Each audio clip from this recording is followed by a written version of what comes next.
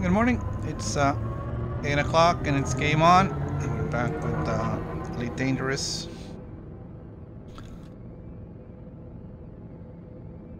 Today we'll be exploring the Deep Black.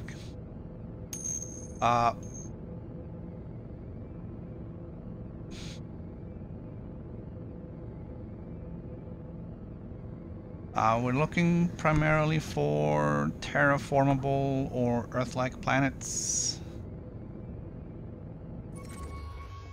And we're gonna head... I know it's a little strange, but...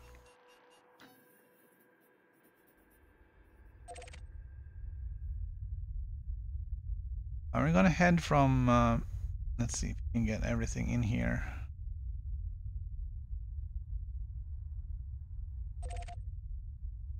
Okay, I think this is all of it. So the bubble is all these bookmarks down here. This is Colonia. This is where we are now. That is the that's Polo Harbor. We traveled 1500 light years after Polo Harbor yesterday. We're somewhere in here. We're gonna travel down this way, and then we're gonna cut over and go over this way. It's still about 16,000 light years until we get home. At 50 light years a jump, that's a few jumps. But we still got time.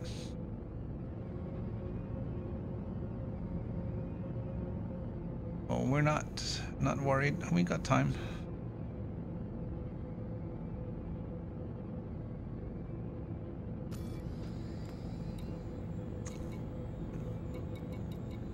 So yeah, we're gonna leave a lot of it unexplored. Simply because there is little point in exploring all of this, and it just takes an enormous amount of time. We don't have that much time, so no, we have to be back in the bubble by November 1st, so there is some sort of limit on how much time we can spend on this.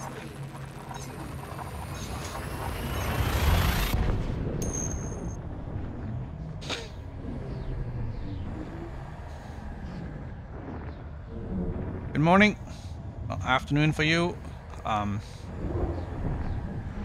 Yeah, the latest one went a lot better than the previous one.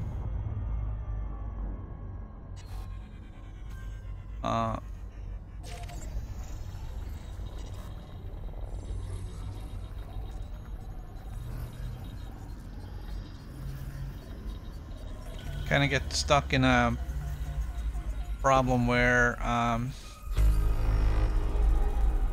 you're sending out the same group of people every time because those are the only ones with skills or rank to do good damage, which causes, of course, the other ones to remain as they are.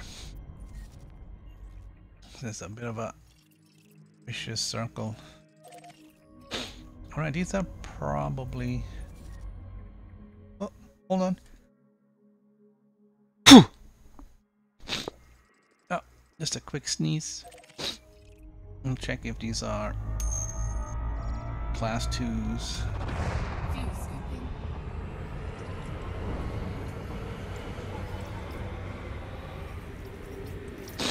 So yeah, the problem is that the soldiers you take out are the ones who gain experience, and when they gain experience they rank up and get new skills.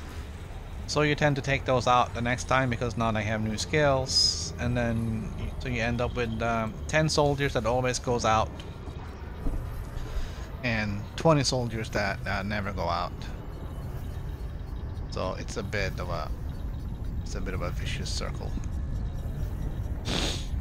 Ah, good morning, Gremlin.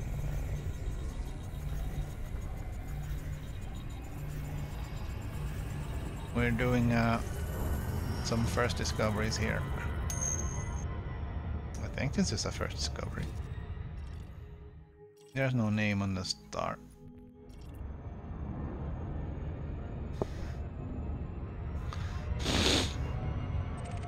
I turned off the voice from Elite Discovery today. I was getting annoyed with the constant chatter. It's okay if I'm playing alone, but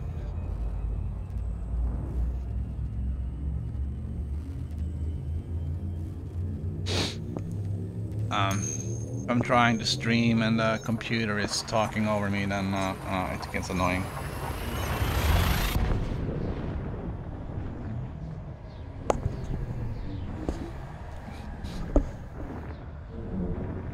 I've also upped the volume a little bit on my microphone, so I should probably be mumbling less now.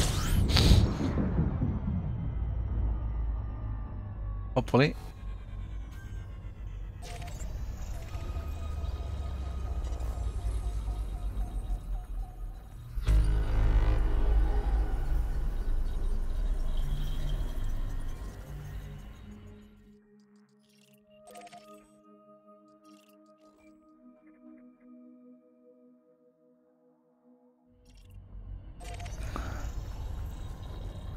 Let's see what this one says for range.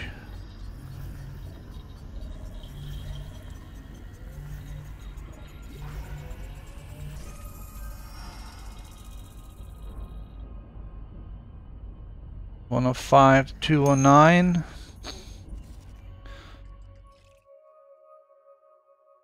That is way outside.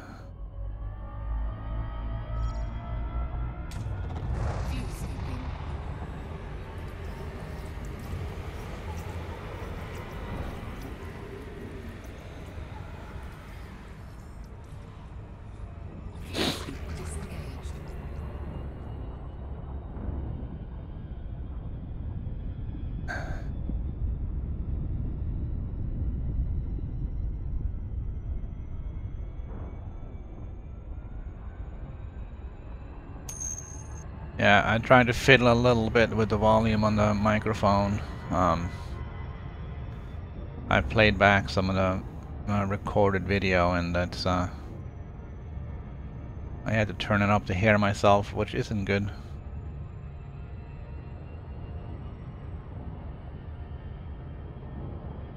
So hopefully now it's a little bit better. I've turned it up and then I turned it down a little bit again because I don't want to be shouting.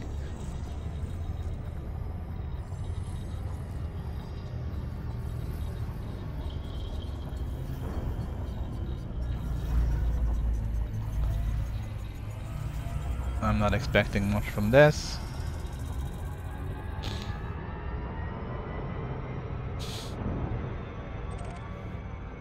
And I was right.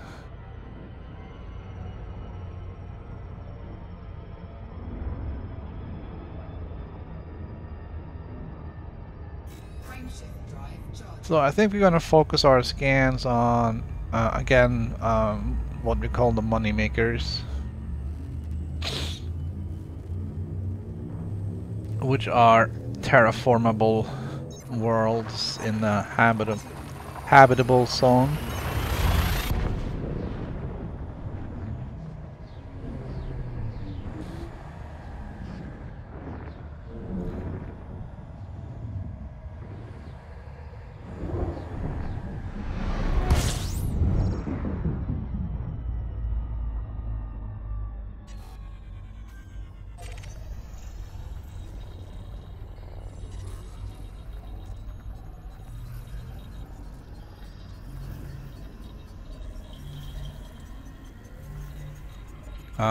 What attacks?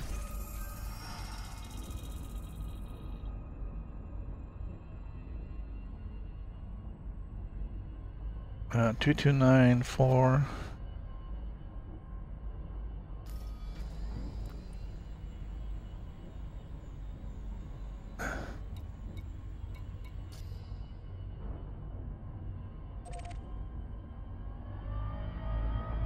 I am not aware of any attacks on the Empire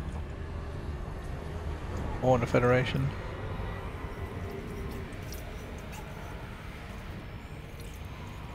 There's little news out here in the deep black.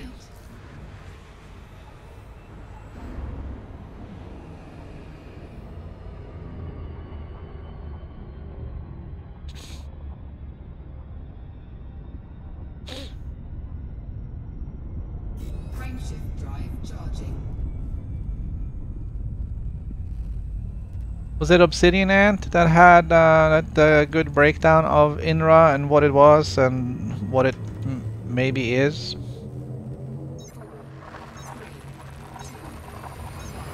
The possible links between INRA and Aegis.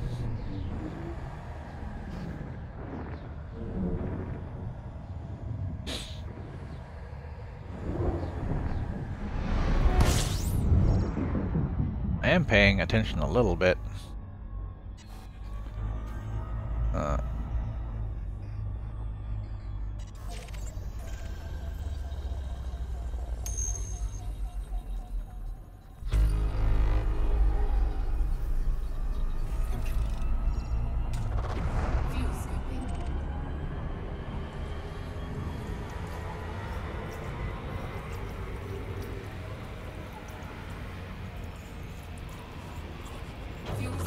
Did I actually scan that one?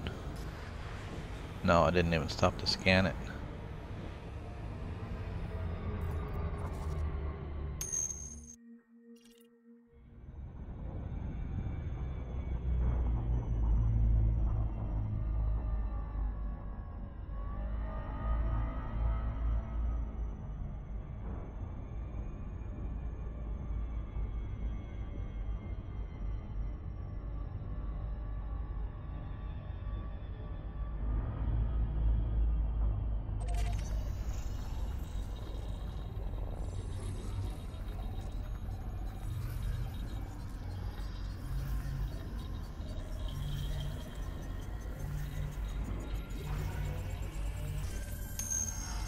Ah, okay. So all the USSs that we run into with blown up ships, you think that's INRA and not Thargoids?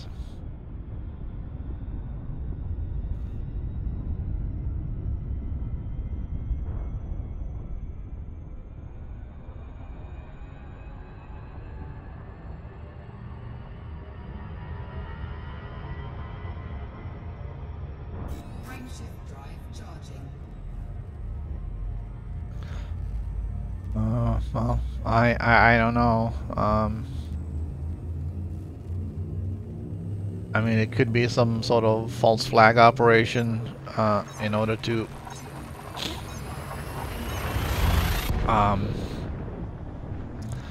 try and start something.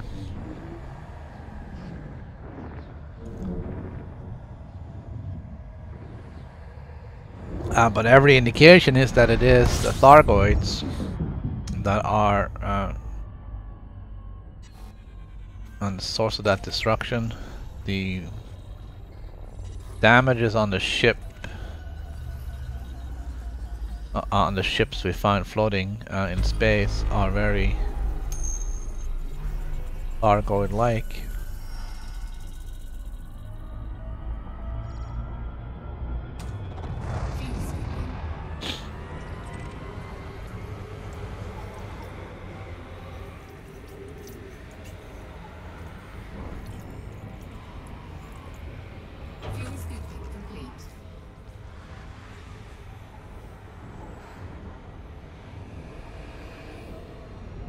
I think the speculation from Obsidian Ant was that the INRA never really went away after it was officially dissolved, and that it has now been brought back as Aegis in cooperation with the Empire. Well, that is a little bit counter to what they were doing. It's I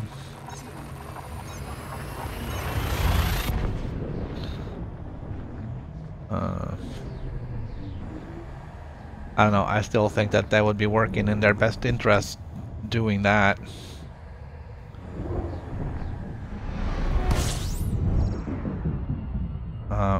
With everything else going on,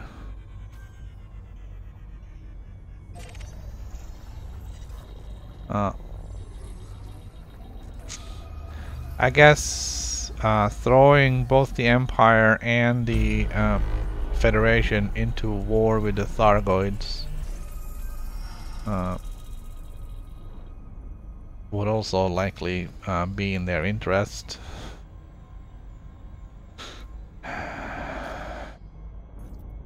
Man, we are finding so little today.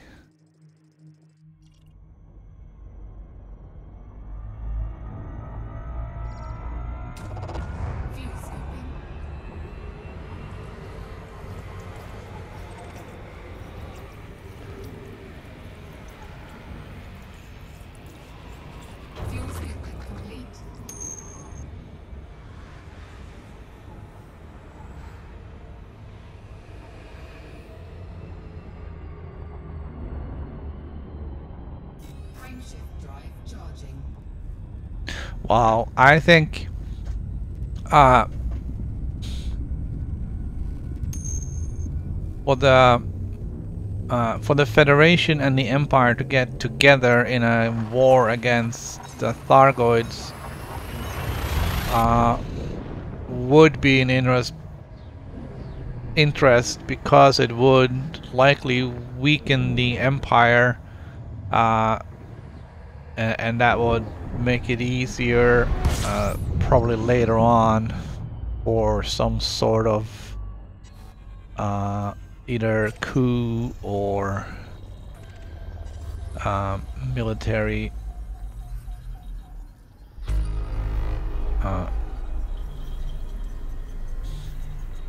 operation against them, I guess.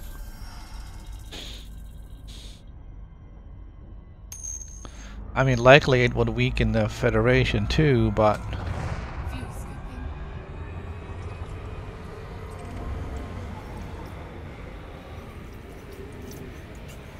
that seemed to be less of an issue for INRA at the moment.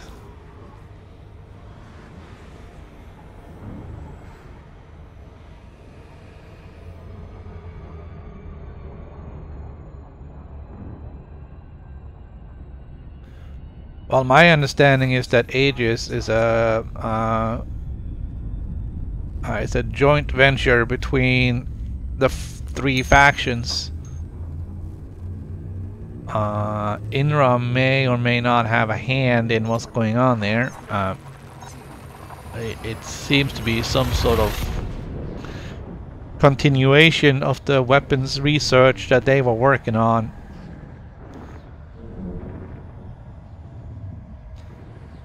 So it wouldn't be far-fetched to think that they probably have some hands in what's going on over there. Alright, we finally find something.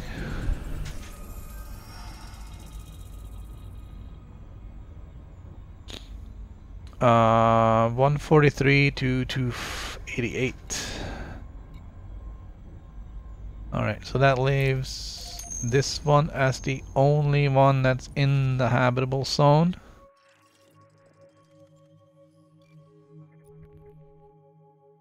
And that looks like a block of ice. I'm gonna check it out.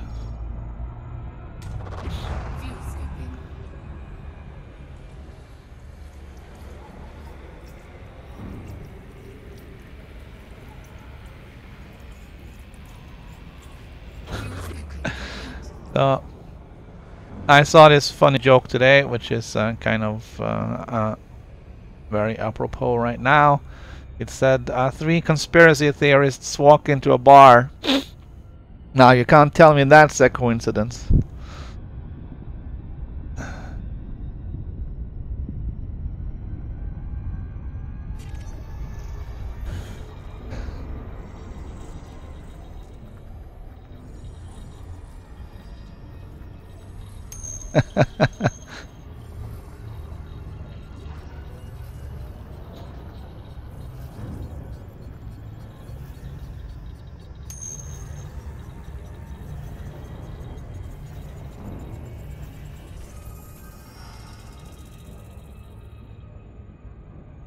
Rocky Ice World. That is really weird.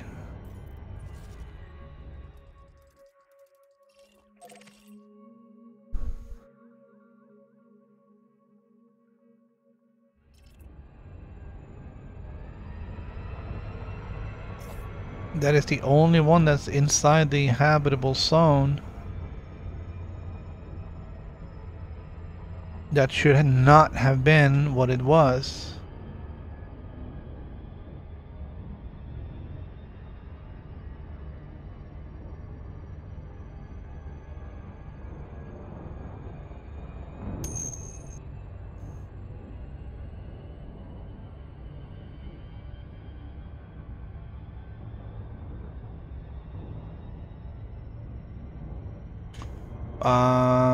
Well, I think there's a lot of Thargoid stuff we haven't seen. We haven't seen any capital ships yet. We've only seen the Cyclops, which seems to be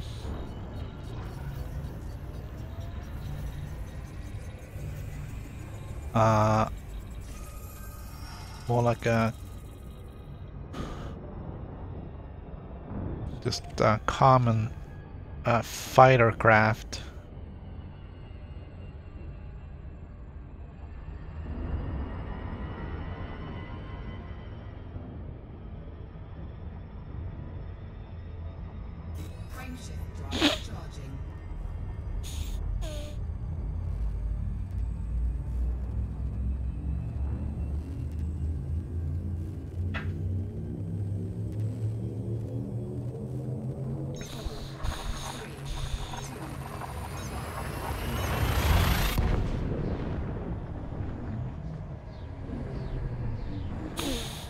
So it's difficult to say what the larger Thargoid ships might be carrying, but if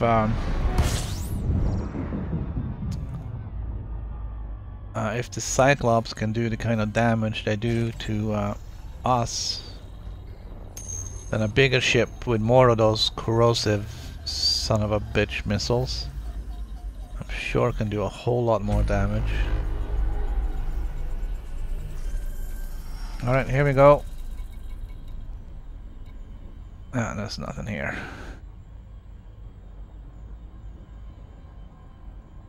$168 to $336. So there's a couple of very, very, very hot planets here on the inside. And then gas giants here on the outside. That's a class 2.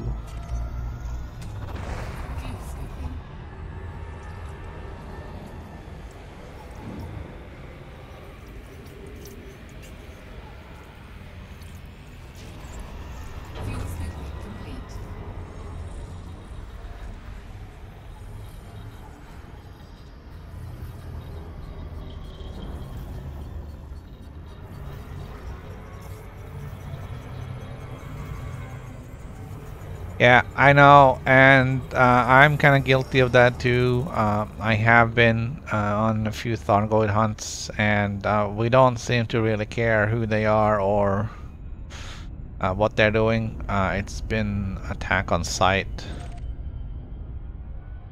which isn't great.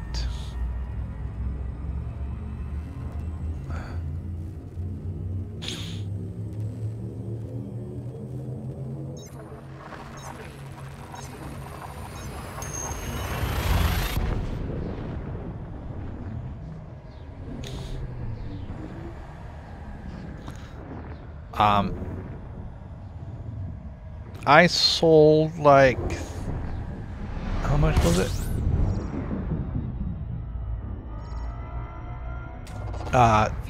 23 million credits, 23 million credits worth of stellar data yesterday.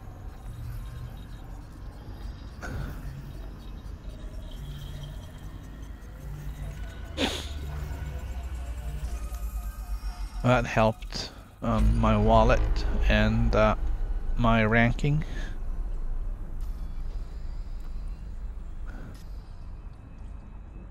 Several hundred new discoveries in my name now.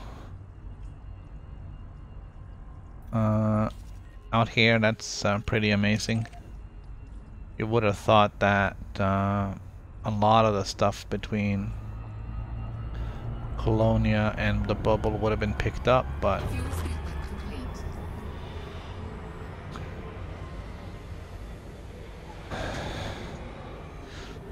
I guess it really depends on whether they're following the same lanes or not.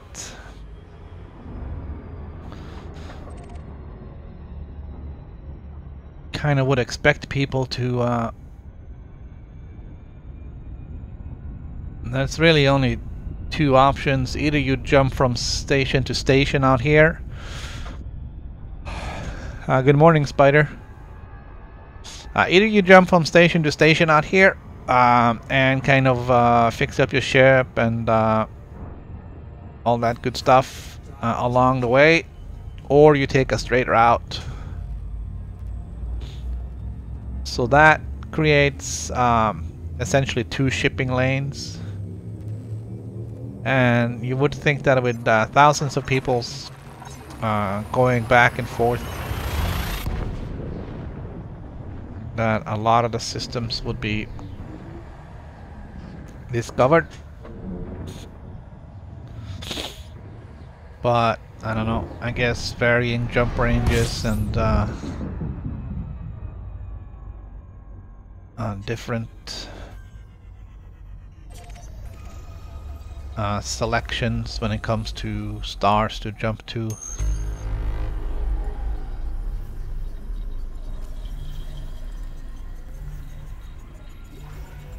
Yeah. Alright, what do we got? 108. Alright, so what are these? Gas giants? More gas giants? Yeah, more gas giants. Not even good gas giants. Bad gas giant. Very bad. So we haven't actually found a single interesting planet so far. First half hour.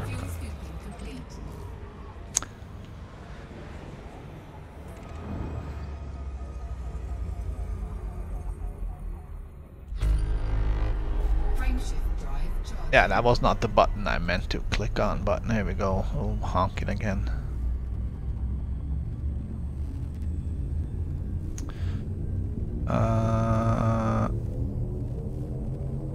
Where are we? 1, 2, 3, 4, 5, 6, 7, 8, 9, 10, 11.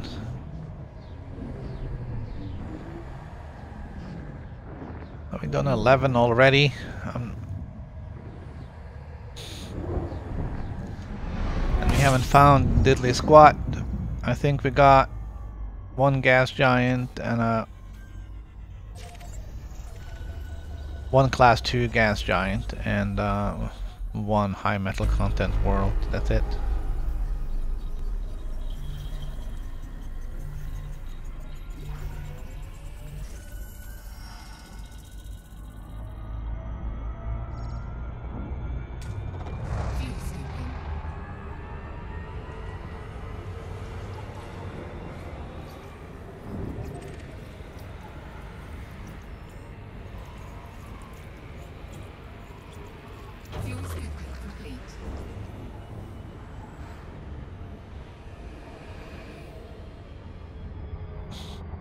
I was really hoping we were gonna find something.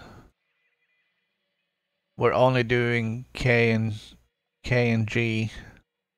The O's are also in there, but that's just because they're kind of, you know, they're special.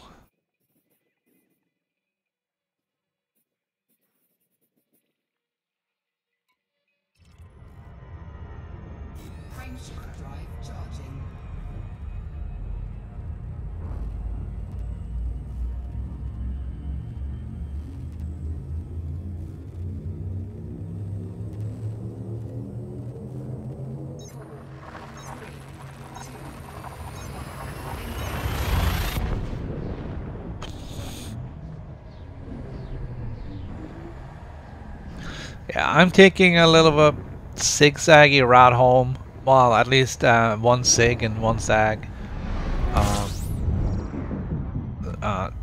Just, I guess, in a hope of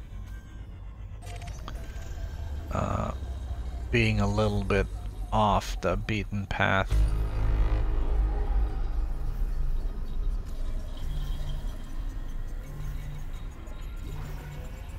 That's not promising. 314, 359. It's not too far out. It could be a water world. Probably isn't, but we're gonna check out those 3 innermost ones just because we kind of have to scan something. First, we're gonna fuel up. Then we're gonna dive.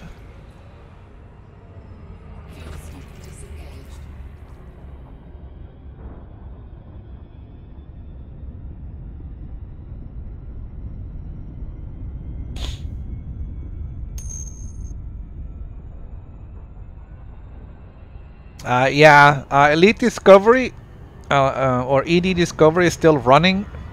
So it's still showing me the journal on my other screen, so I can read it there, what the zones are. So it's basically in text form, whatever she was saying before.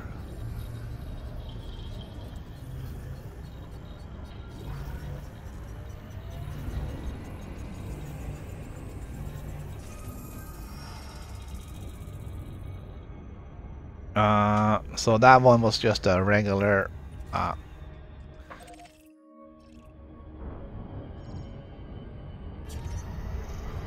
high metal content world.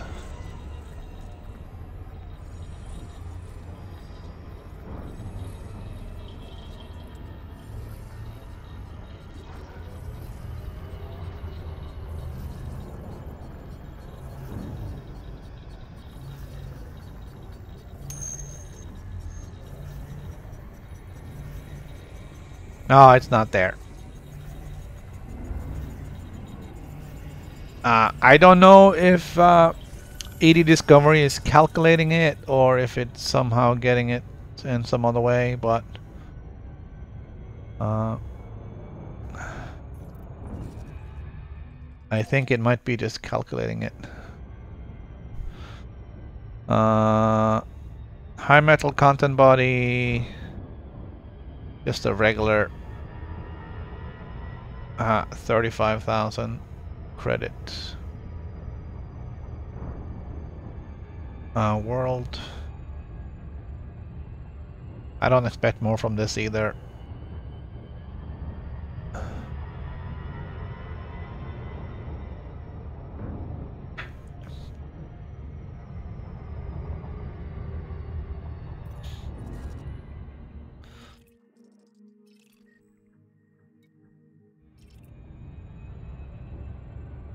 And that gas giant might be a class 2. We'll have a look at that.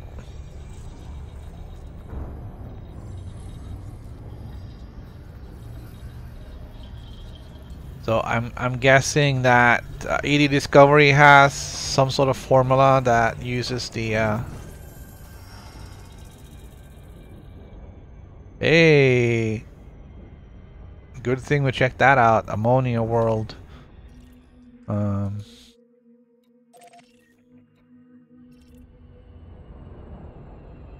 And that is a class 2. Hopefully my long range scanners are gonna get it quickly.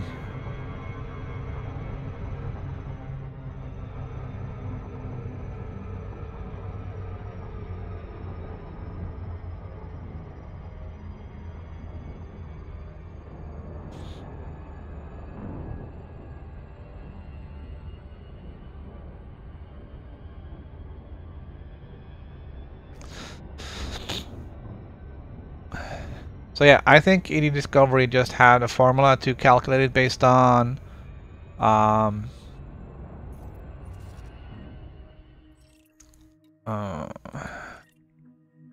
based on the solar radius and the surface temperature.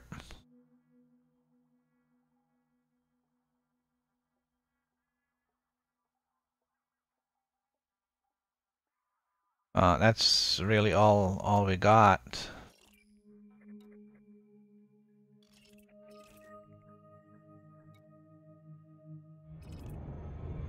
And I think they also have the formula for calculating an estimated value of the planets.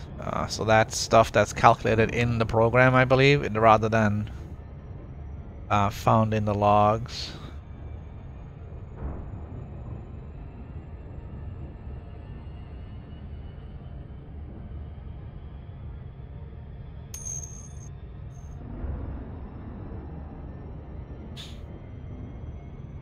Yeah, I did find I found somebody who had an executable that you can download and put on your PC and you can calculate it there.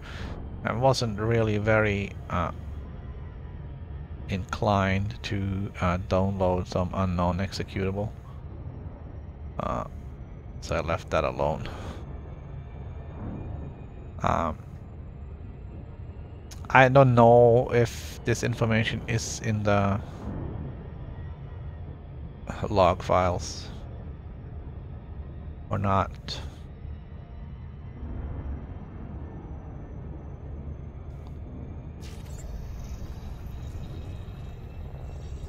But some of the formulas that I used are they are sort of available. You just need to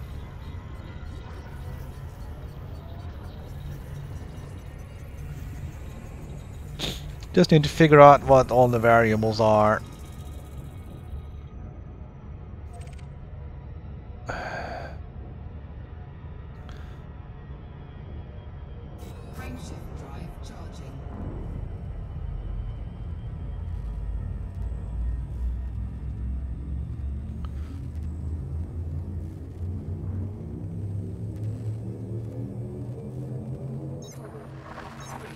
I think the one that I saw had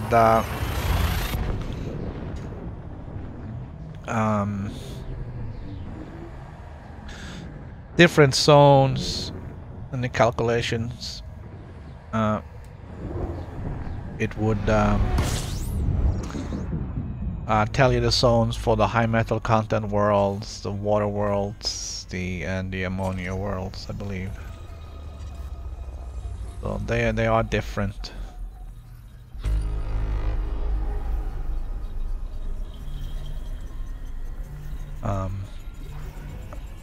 Although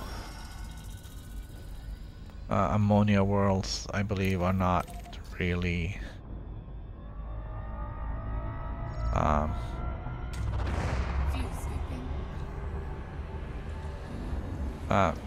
terraforming candidates.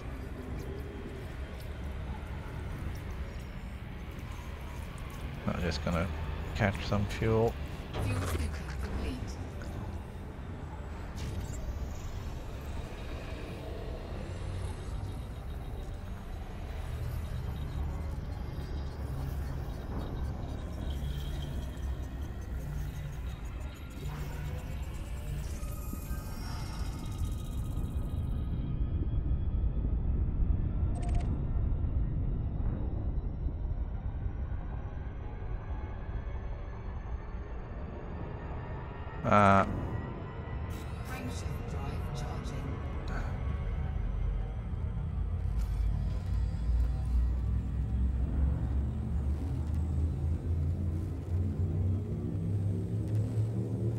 210 jumps to our destination. The random picked star in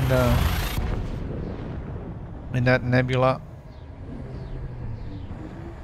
I believe it was a blue star, but other than that, it was kind of sort of randomly picked. It was the only one I found that was a class A or B. I'm not sure which. In the nebula, everything else was K's and G's.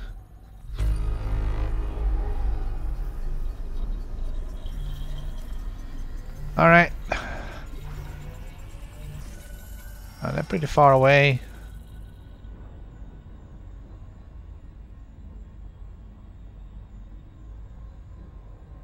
$295. Okay, they're all in the zone though.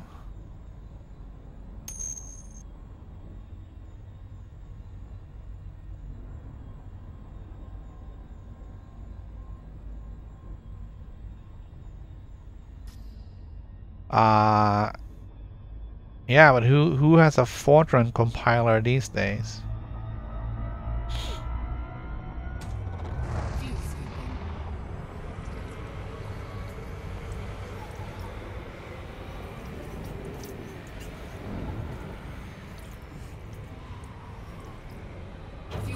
And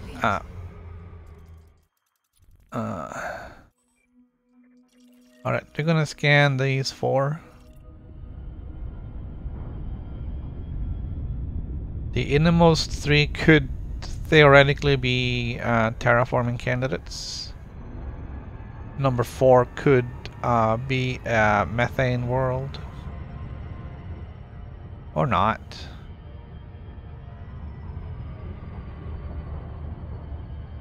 I think the first one here was a set of twins, yep.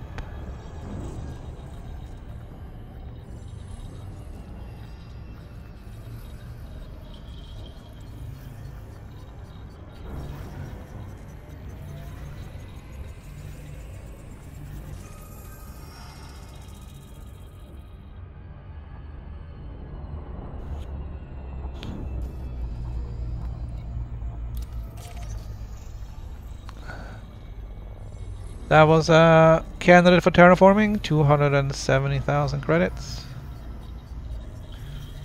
So yeah, this is definitely the way to go. Somebody had a spreadsheet as well.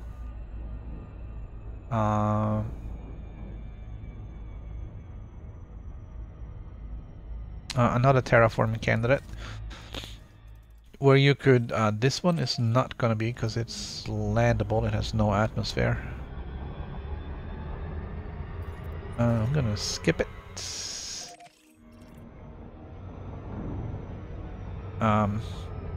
Somebody had a spreadsheet, and basically what it did was categorized each star class into 4 or 5 groups and then indicated the habitable zone for each. Um,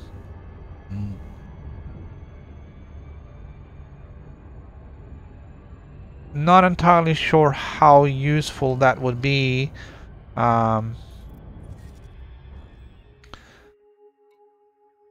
Because you may not have that information.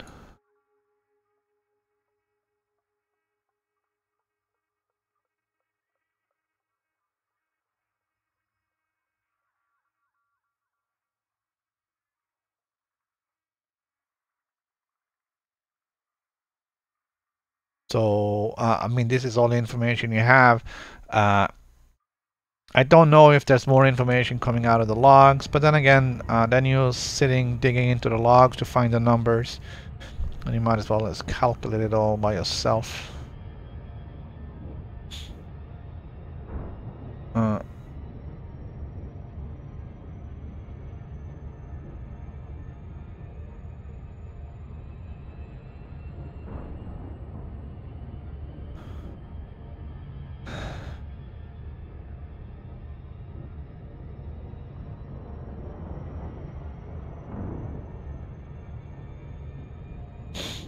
But yeah,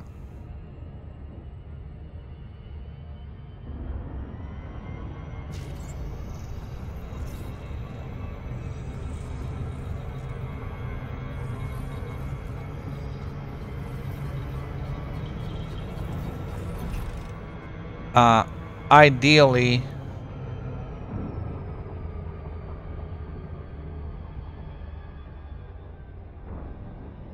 I mean, for streaming, the ideal process would be to have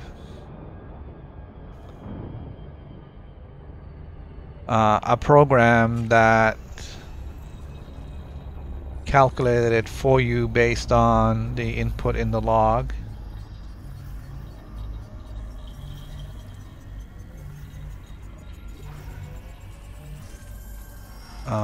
And then either produced some sort of screen that you can overlay on your stream, or wrote it out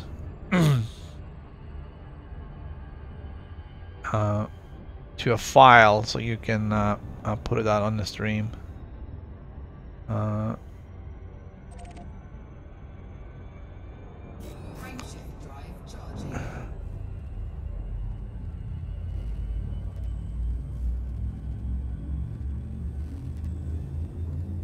I think you need to sort of combine the two and look at both look at the map and see what you can see for planets, and then check the hologram to see you know, what really pops up.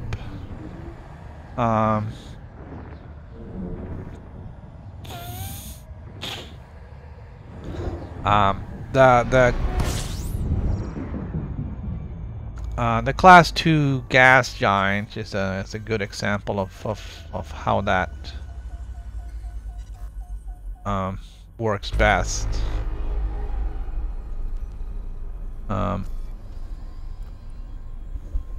Okay, so lots of close ones here. Gas giants out there.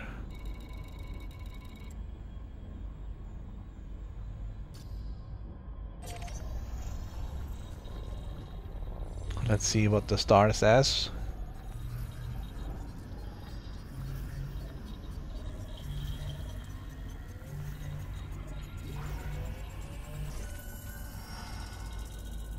All right. This star is K. The zone is 288 to 575. So way inside, inside. That's a gas giant. That's not a gas giant.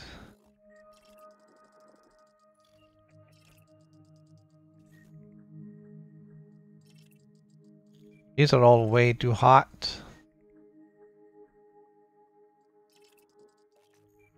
That's a star with moons. There's lots of them here. If I were looking for something, I would care, but right now I don't. Although I still need arsenic, but oh yeah, we got time.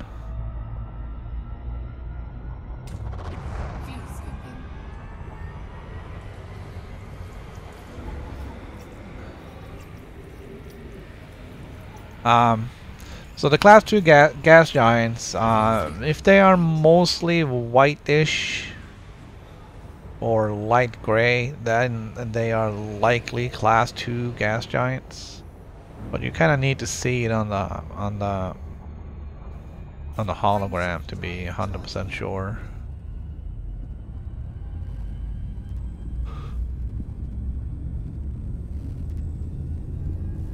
But when I see them on the system map, if they're not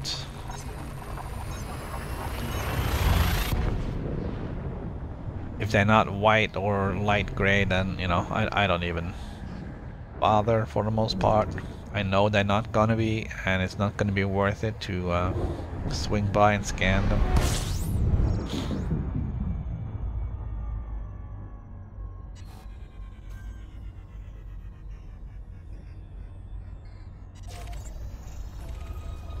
But I think the planets are weighted for when it comes to the exploration rank. So it's not necessarily the ones that earn you the most money that gives you the most towards your rank. Which is why when I went for the elite rank, I had to go way over at 330 million. While others who may have been scanning more of the lesser paying planets got their ranking at 315 or less.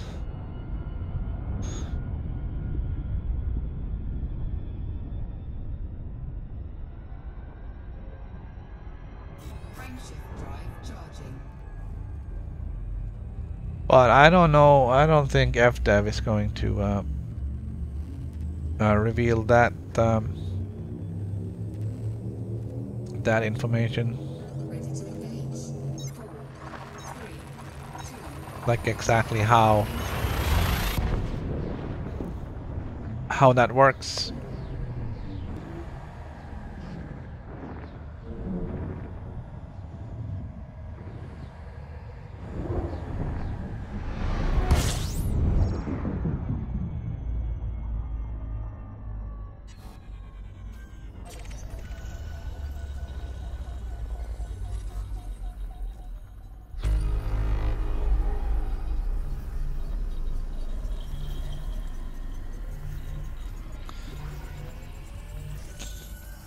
So unfortunately there is no science to this. It's a hit or miss when you get to a new system.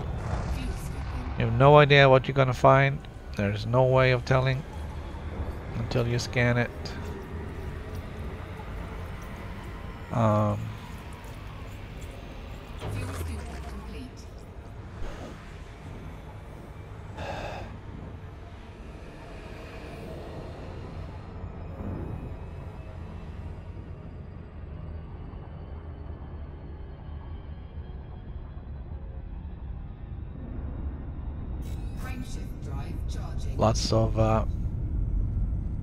Lots of no luck today.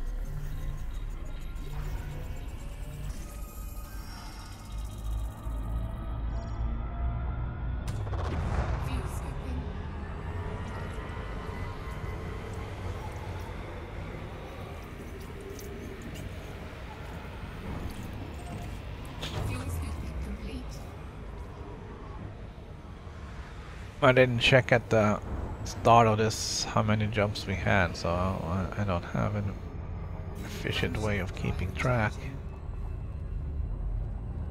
I'm sure we can find out.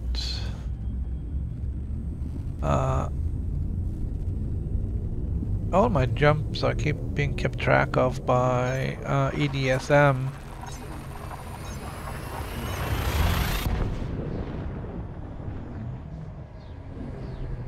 1, 2, 3, 4, 5, 6, 7, 8, 9, 10, 11, 12, 13, 14, 15. This is jump number 20.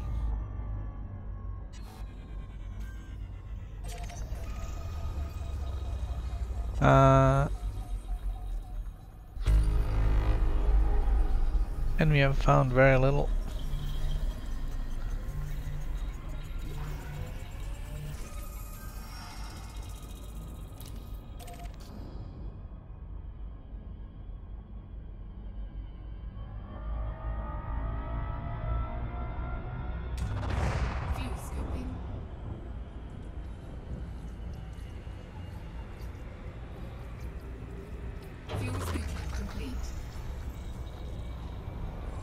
Seems like a really tiny star, considering its close proximity.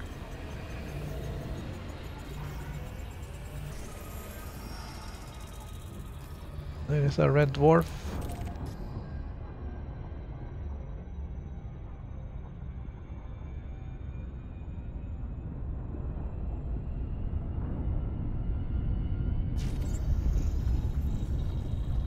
And there's a couple over there. I'll scan those too.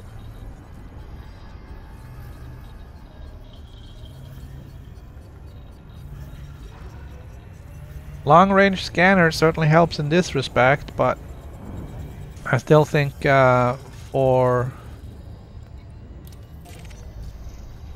planetary exploration, the fast scan is the way to go. Especially if you're going to be doing planets and moons and stuff.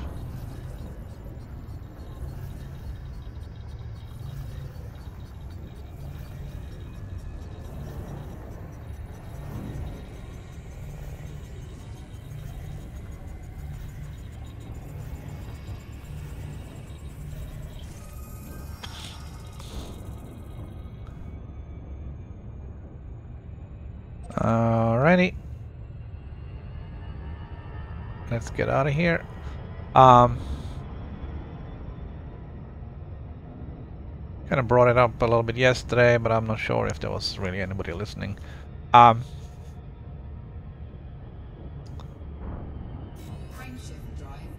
thought it could be a cool idea if you could have in your fighter hangar, if you could have a survey ship. So something a little bit bigger than the fighter, but smaller than a Sidewinder. And then you can send out your crew member in the survey ship to do surveys in, you know, send them off to one planet to do survey there while you go off and do something somewhere else. That way you can split up your survey of a system and make it a little bit faster, a little bit more interesting. Kind of also lets you utilize your crew members or member. You can only have one.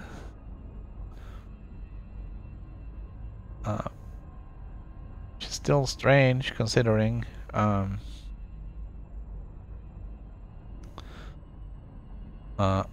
I have 2 extra seats in here, but I can only have one person.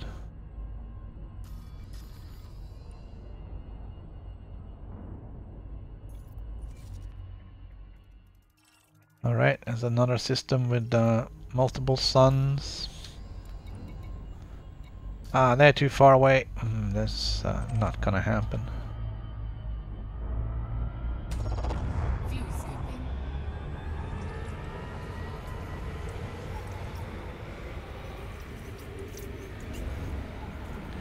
Yeah, so the difference between the small survey crafts and the fighter craft would of course be the survey craft would need a small frame shift drive in order to super cruise.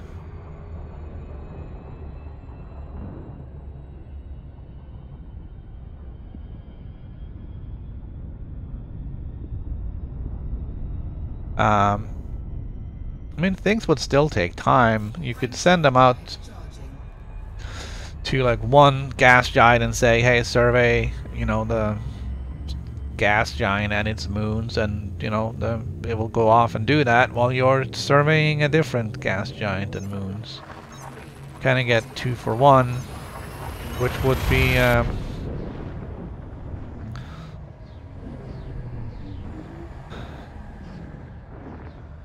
I don't know. It would have to give up some weight because you'd have to carry the fighter hangar with you on exploration. So that would have to be a pro-con that you'd have to figure out for yourself whether you want to carry the weight and jump shorter or just go it alone.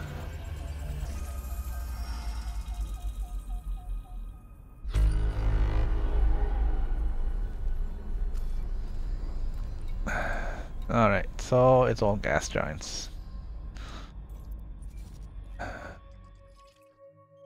No, it's not. But even so, it's way outside of the zone. Well, gonna be hunks of frozen rock.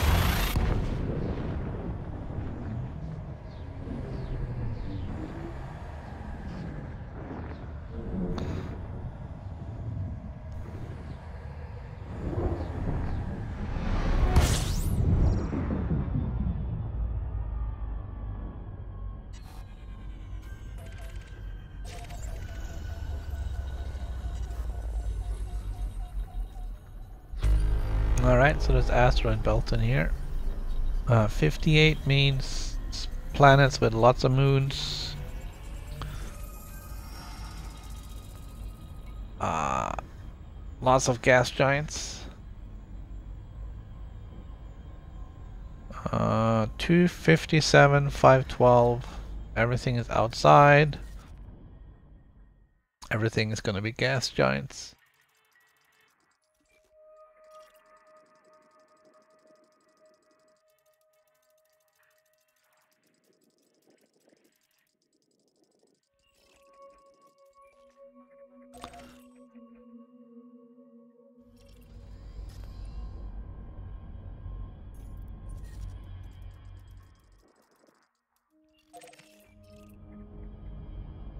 Yeah. Not worth my time.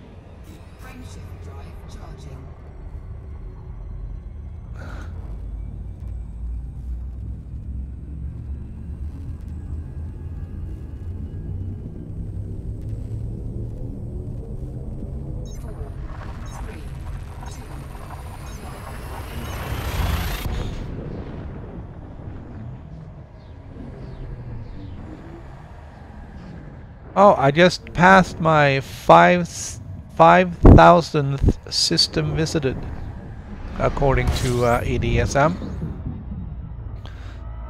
This is number 5002. Maybe that's my lucky number.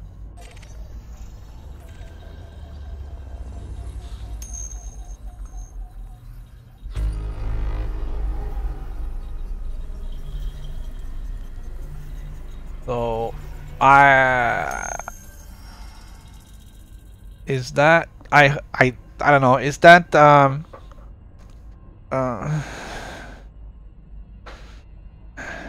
is that unique systems or I don't know. It's like, all right, what do we got here? We got 108 to 215. Yeah.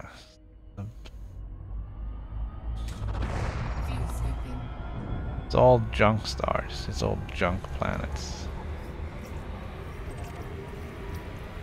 If it wasn't for bad luck, it wouldn't have any luck at all.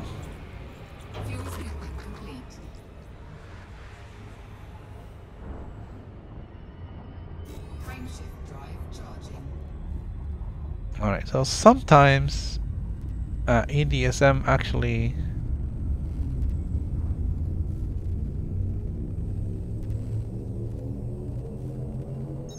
seems to be in a automatic refresh mode, and other times not, so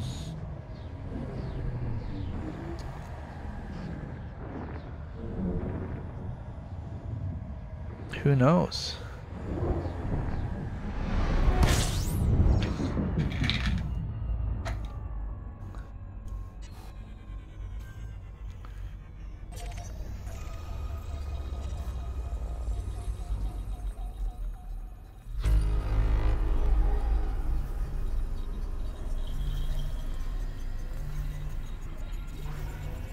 So gas giants.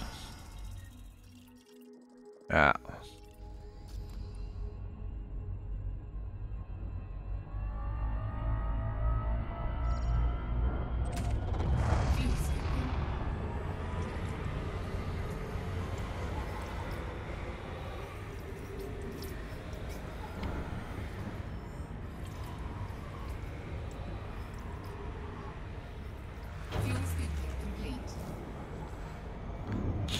Engage FSD.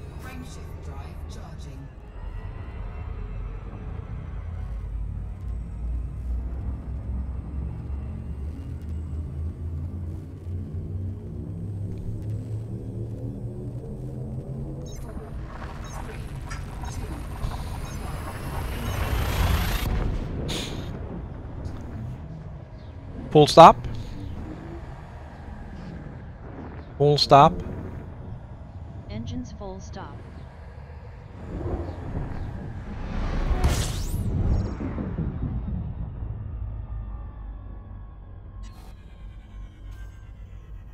Select target ahead.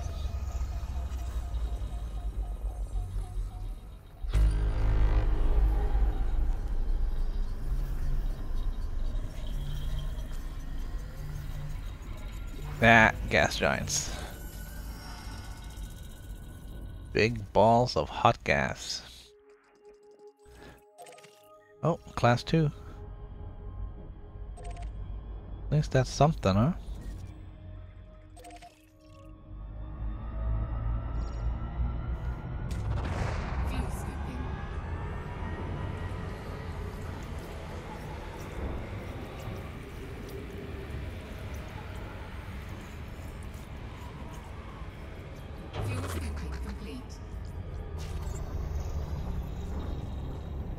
Most of these are scanning up to 70k a pop, so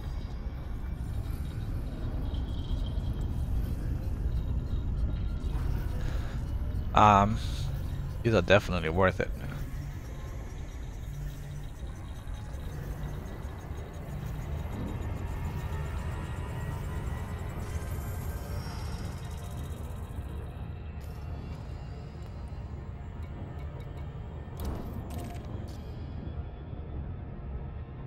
The other one is directly behind me.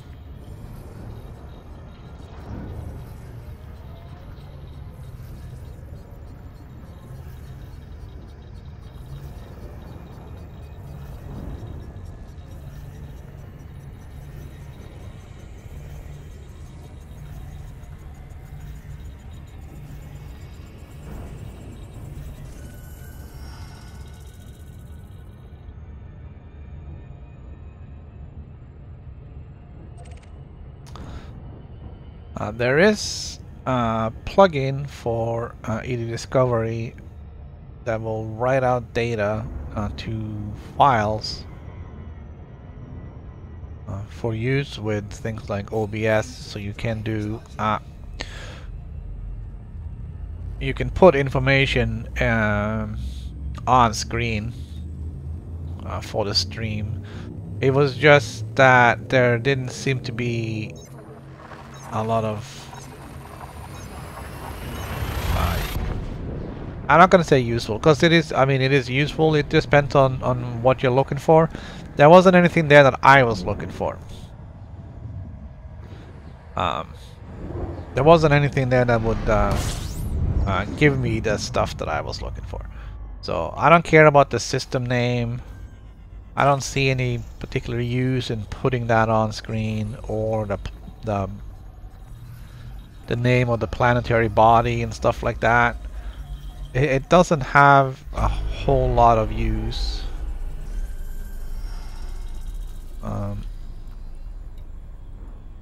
More gas giants. That one might be class 2, but it isn't. A little small for a class 2, so...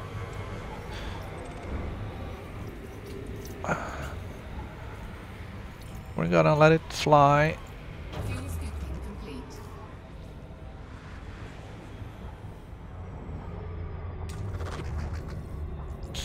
Engage FSD.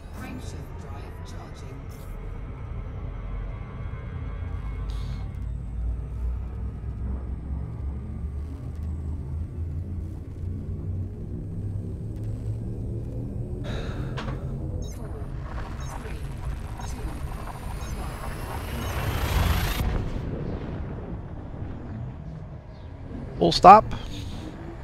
Engines full stop.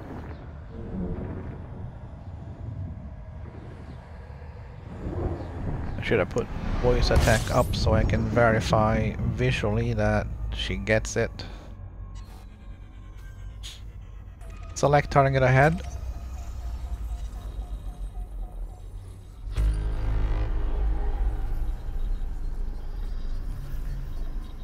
Open navigation. Opening navigation panel. There's gonna be gas giants again, man.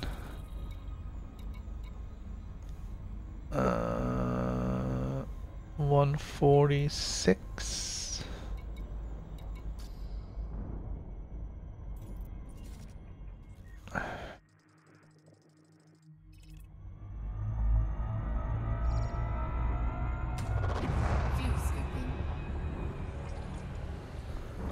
Target next system.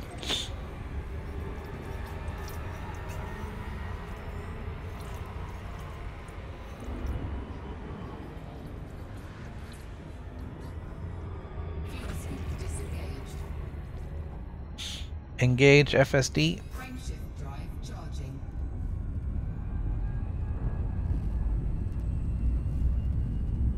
I'm like too lazy to push the buttons on the controller at this point.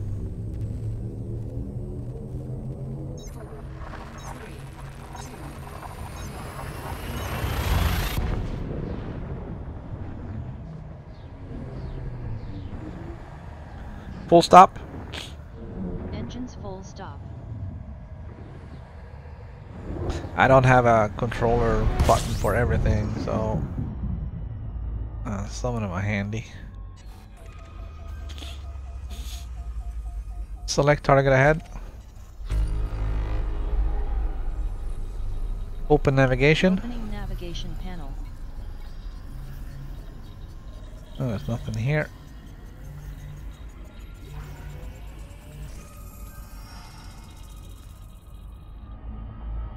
Target next system.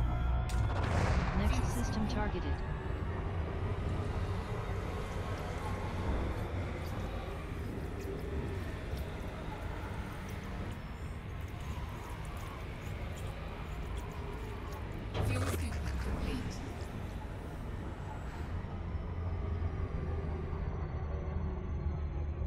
Engage FSD. She didn't get it that time.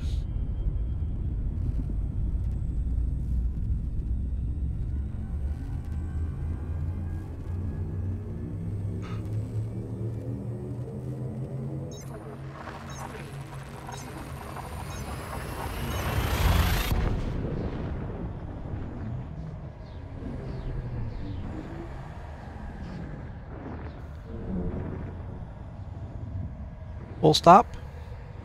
Engines full stop.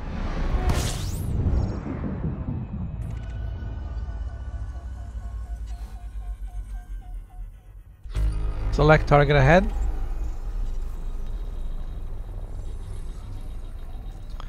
There's nothing here. Open navigation. Open navigation. Opening navigation panel.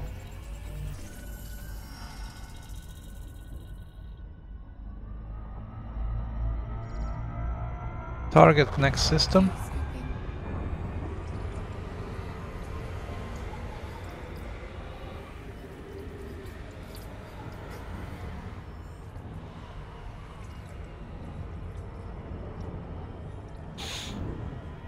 Engage warp drive. Engage warp drive. Engage FSD. There we go. I may have removed the warp drive reference because this is not Star Trek.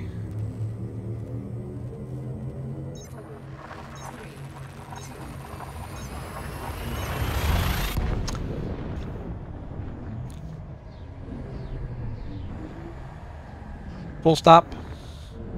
Engines full stop.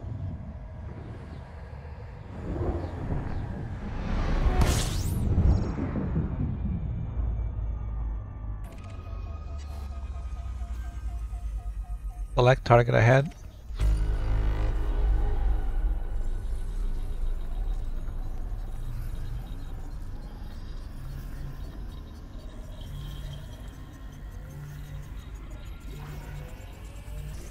We're finding nothing. There's nothing. It's like a whole bunch of nothingness. Target next system.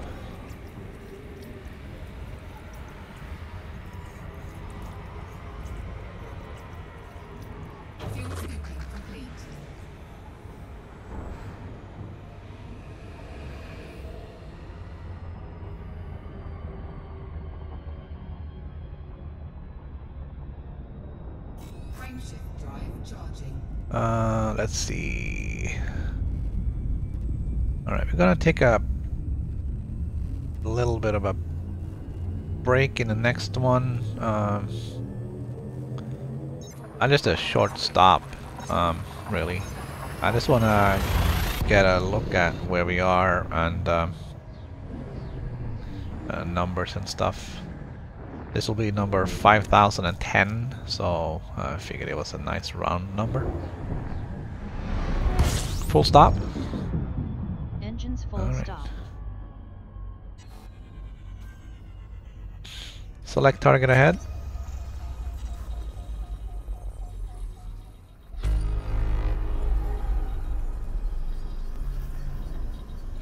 Open navigation. Opening navigation panel.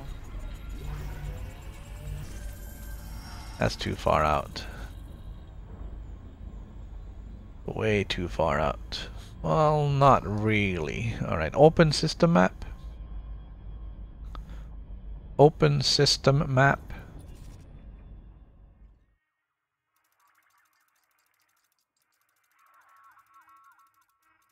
Alright, so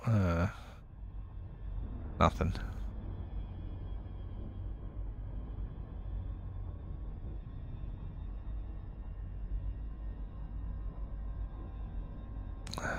Alright, so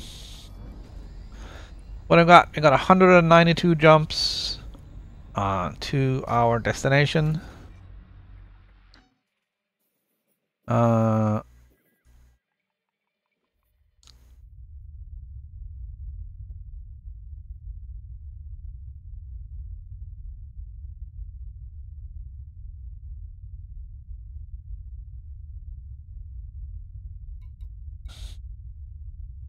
How far is it to our destination? Do we know?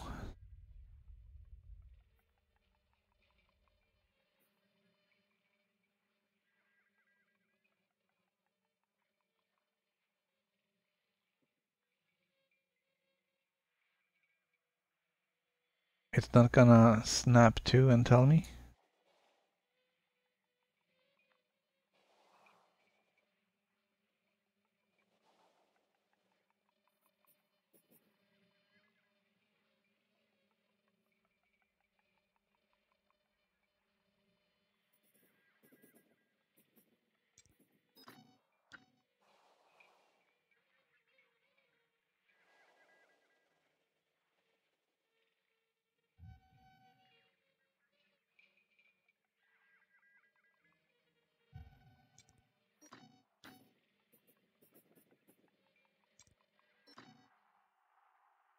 It's 8,870-ish.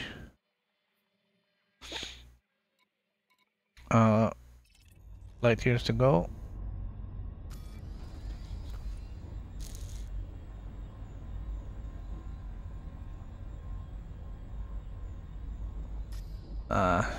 Just kind of bummed that we're not finding anything.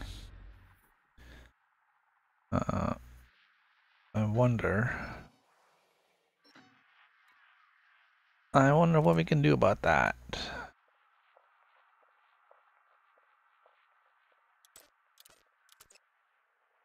I'm gonna put some F's in there and take the G's out.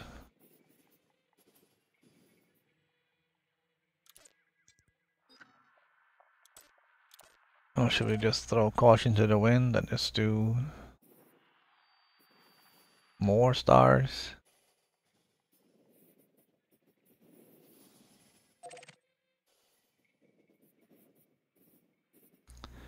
Did change the route. Last time we changed the route, we found like instantly like a whole bunch.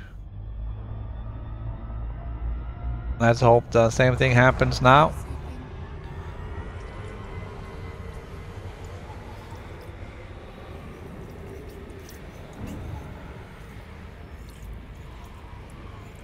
Alright, engage. No, not yet.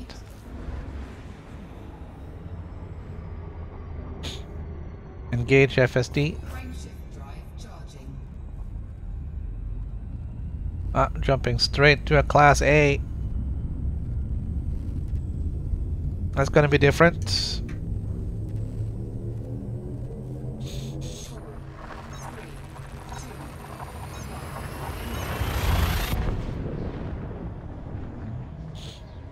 Full stop. Engines full stop.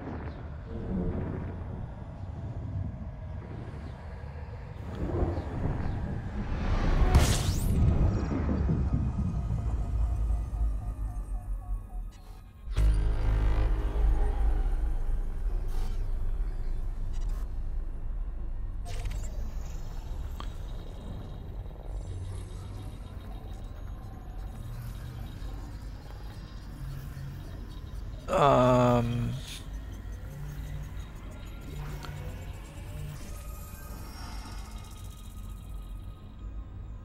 1780 and 3500.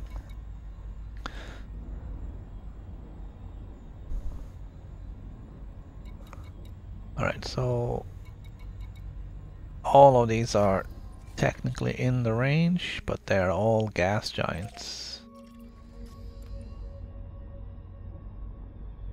They're not even good gas giants. Target next system. Destination set.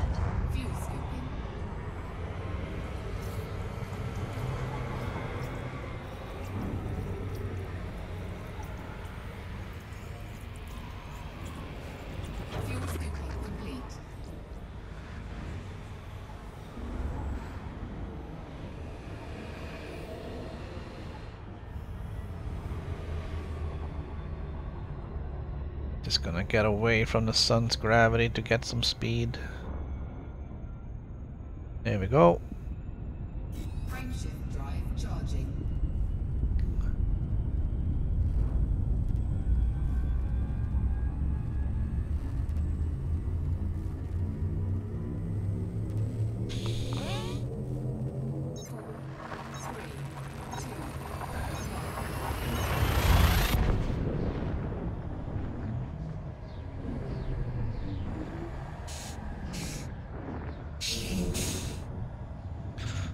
Full stop.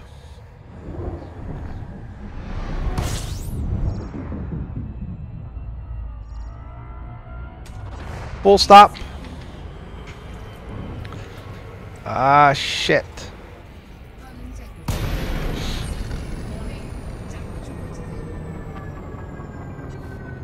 I did say full stop on several occasions, but she wasn't getting it. I had my hands busy pouring water.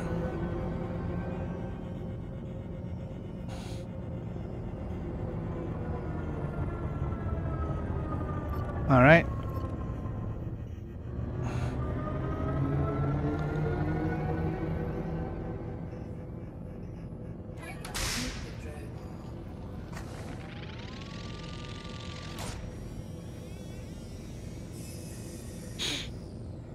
Send out our repair limpet. All done.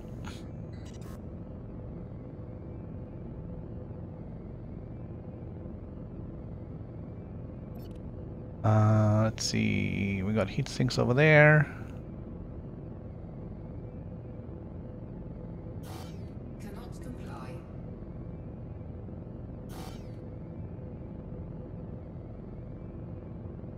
Oh, really? Hate it when that happens. Let's see what we got here. All right.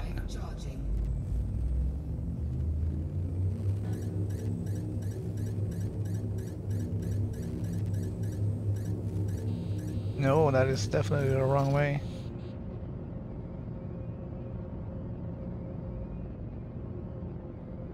Here we go. Let's try that again.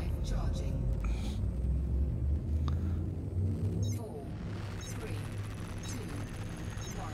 Engage. Temperature critical. Fuel scooping.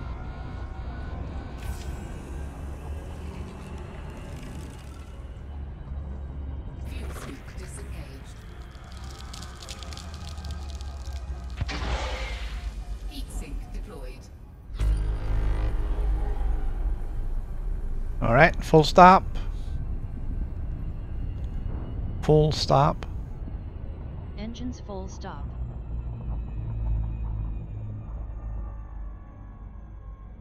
All right. Don't pour water while jumping.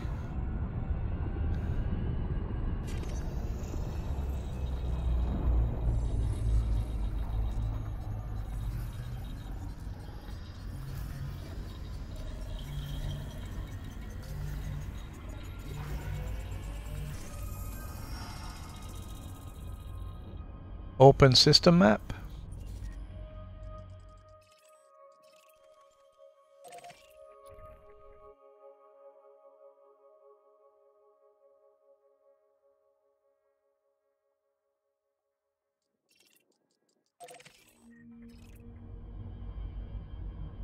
Target next system.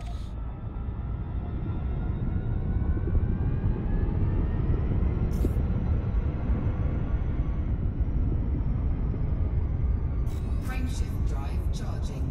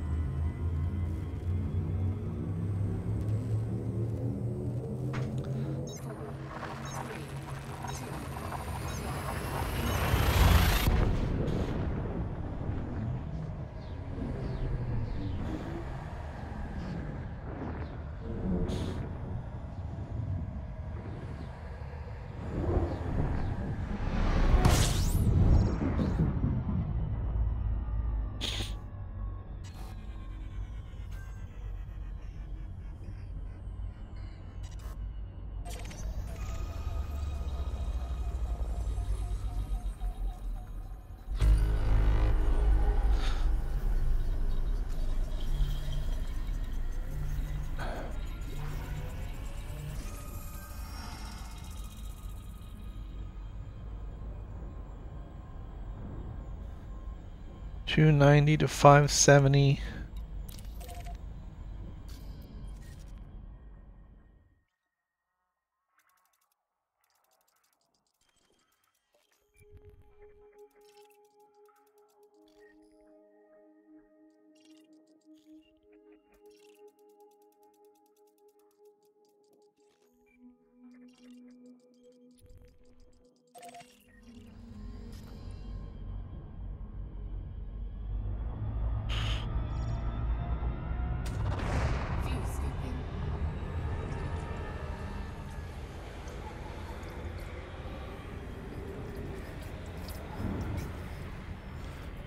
Gotta get some fuel here. We're gonna go check out this guy.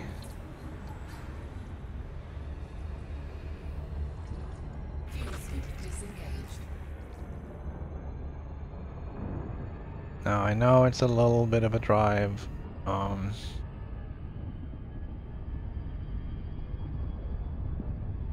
there was a couple of good-looking candidates down there, so I'm gonna this one in particular. But these two could also be good. That's not much of a star, so hoping that these are close enough to be of some value. These no.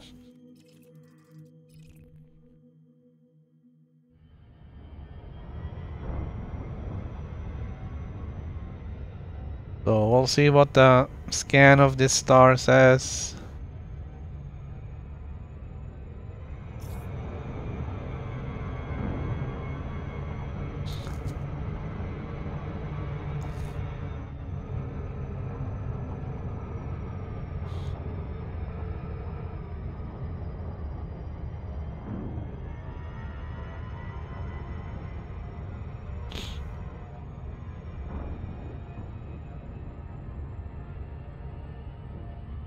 It's gonna take a minute to get over there.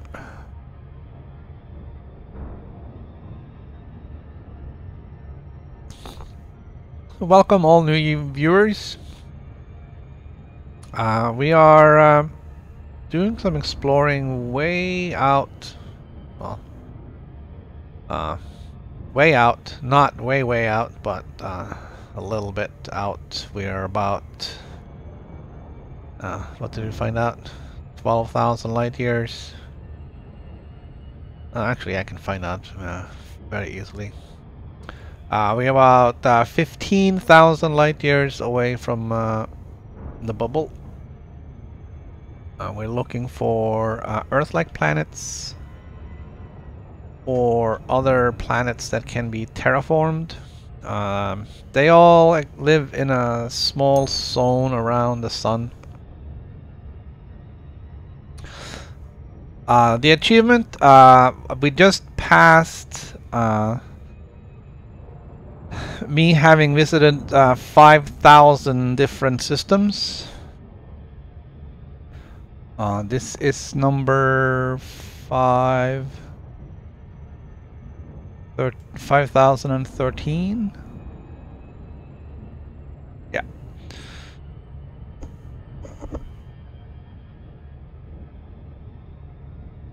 So we're looking for planets around stars. They live in a very small zone, the habitable zone. So we got to find out what that is for the various stars and then look for planets in there.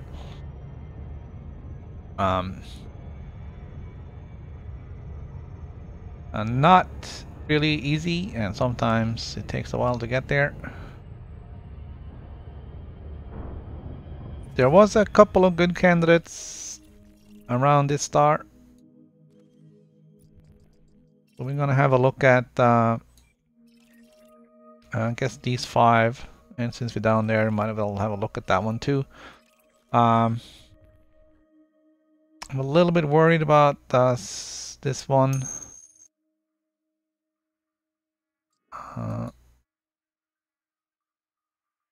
It's very small,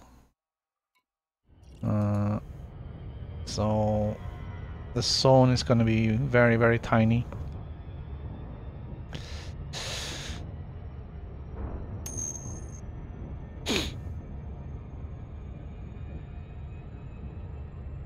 I don't even know what that is. What EDSM is saying. I don't know what it says over here. I haven't looked.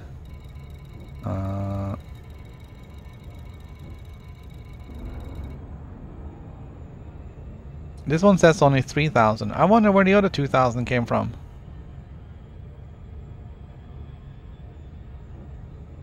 Ah. How can I have visited only 3,000? Hyperspace jumps is... Okay, so that's what the discrepancy is. EDSM is reporting the count of hyperspace jumps, while this one says systems visited is 3,109, which I assume is then unique systems. So the number from EDSM is not unique systems, it's total count of hyperspace jumps. Alright. Still 3,109 is still pretty cool.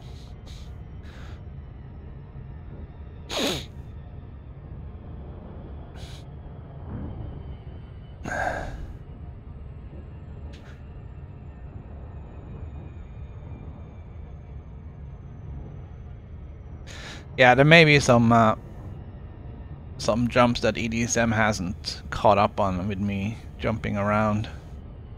Well, that's why there's a 18 jump discrepancy between the two.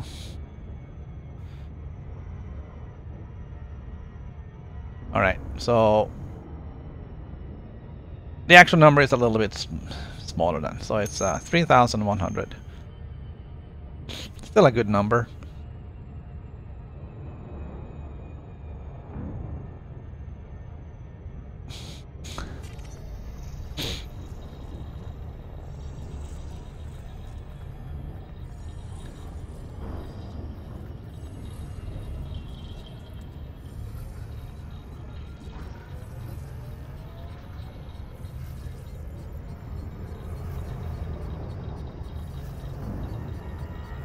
Alright, let's see what it says for a zone here on this planet, on this star.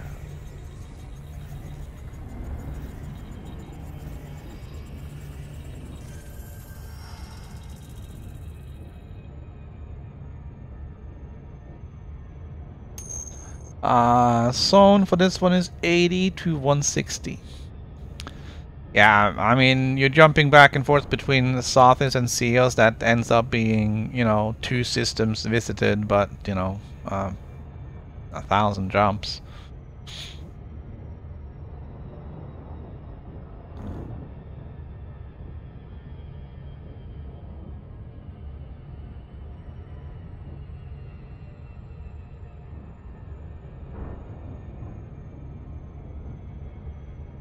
So the zone here is very small and is very close. It's 80 to 160. We don't know anything about these planets yet. We're gonna have a look. We're gonna start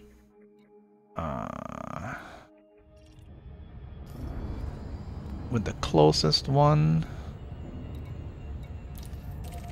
which is this one.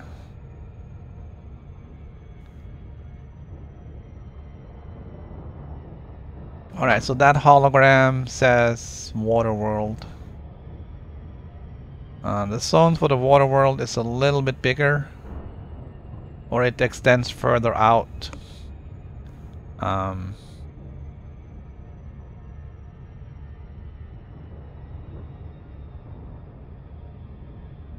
Okay, I see the outer ring, but I don't see a planet in it. Oh, there it is. Okay.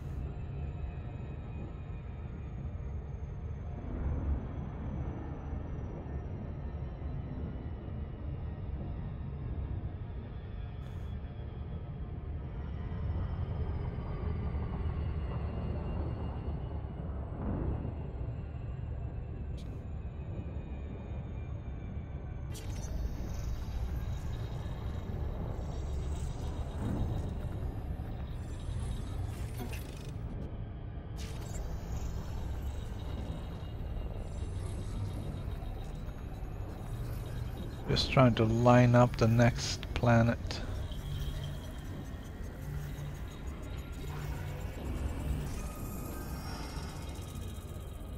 That is a water world.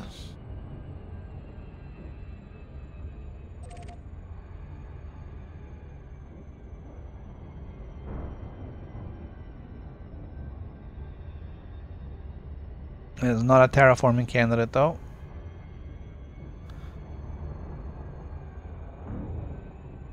Still totally worth it.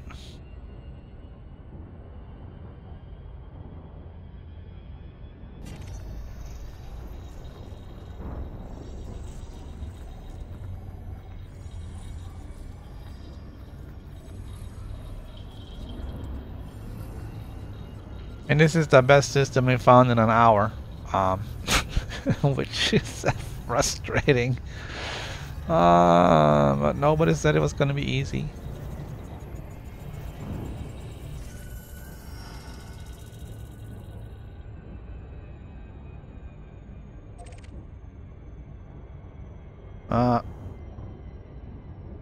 That was just a regular high metal content world. Nothing special.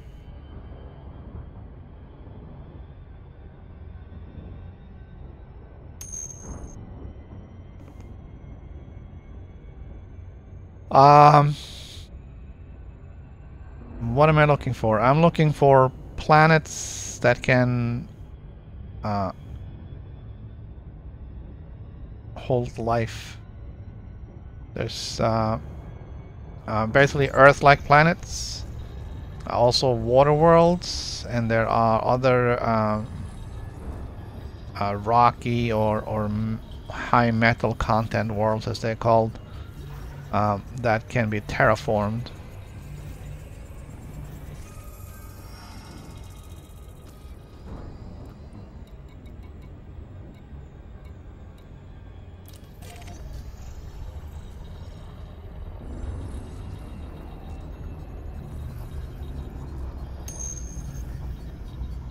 So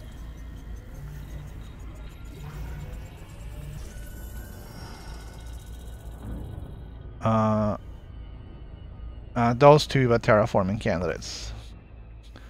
We'll see that here. So let's see, we started that's the water world.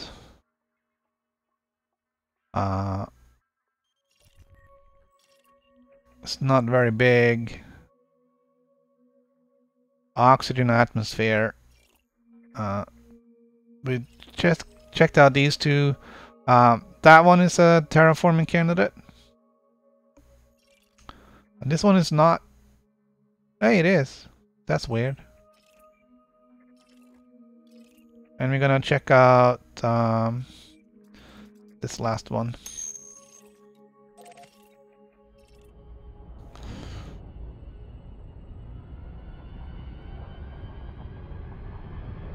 So, the various planets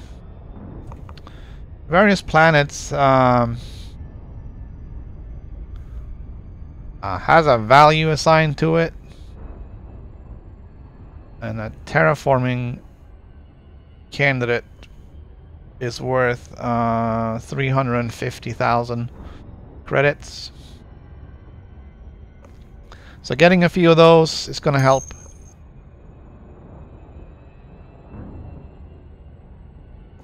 And it all goes towards the Explorer rank. I am now a Ranger.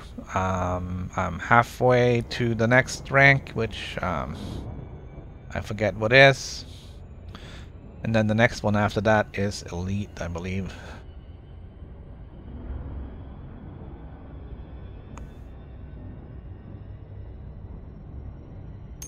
Yeah, I honestly can't scan everything. I don't have the time or patience to do that.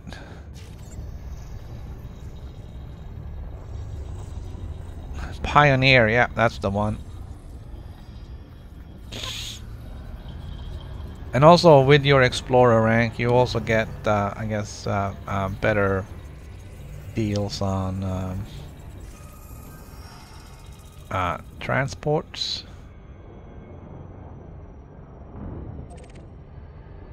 Frameshift drive charging.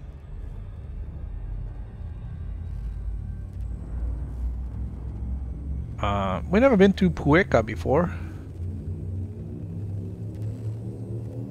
This is gonna be our first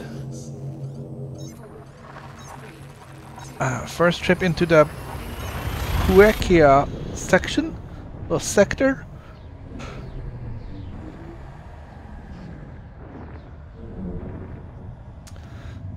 We'll see what that holds. Hopefully no Thargoids.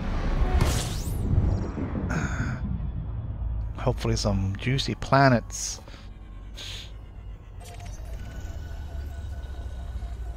Okay, so there's the asteroid field here. And a planet close by.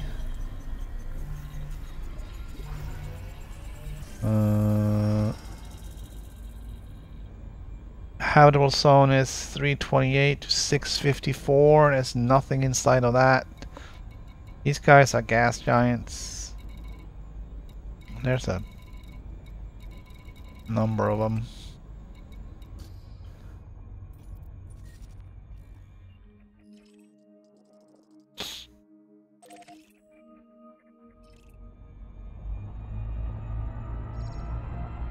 I'm gonna check these guys out.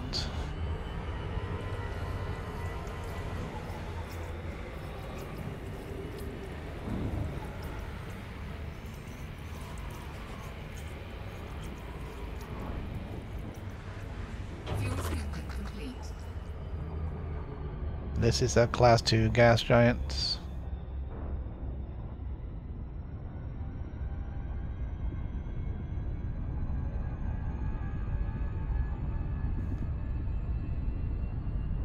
It will at least cover my repair costs.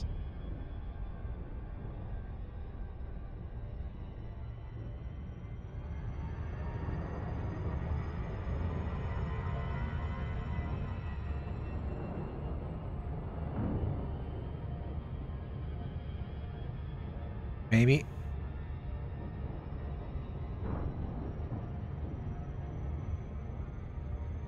Oh, it's so far away. Come on.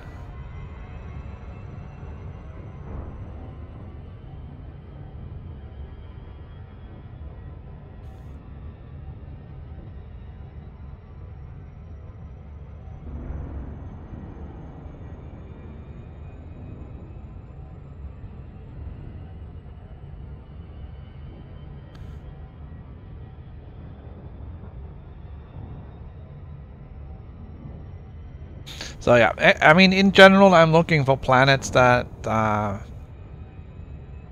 high value. That does include black holes, and I'm not sure if neutron stars are really that valuable.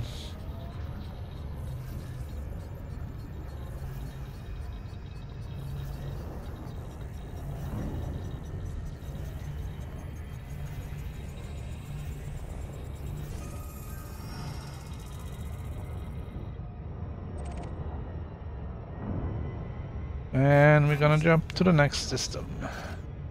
Well, actually, was there another one in here? This one could also be... but it isn't. So we're leaving.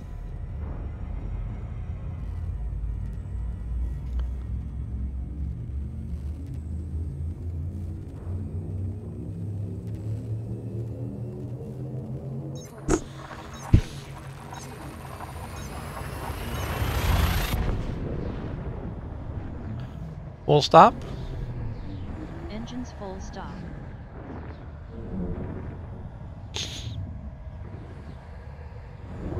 Let's put the brakes on before we exit.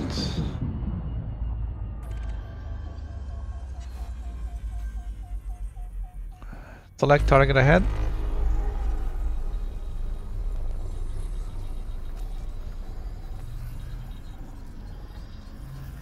Alright, this one is kind of promising. Maybe.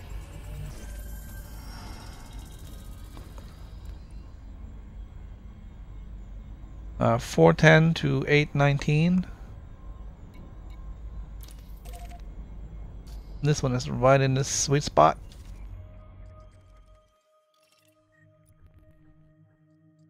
Alright, we should check out these guys just because we're here.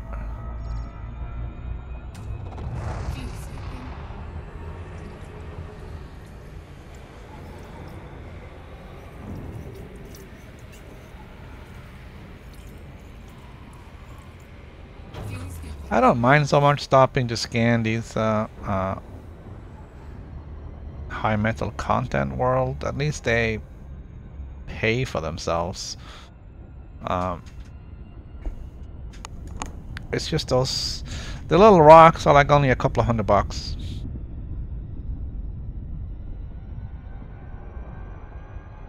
So not really sure if it's like totally worth it.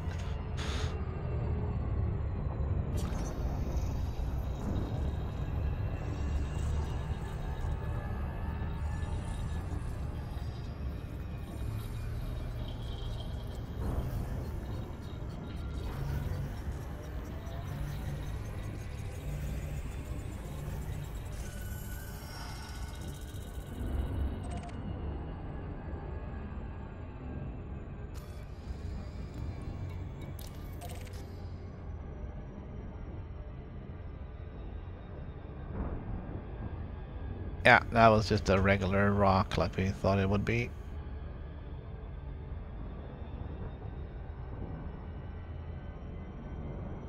It's a high metal content world.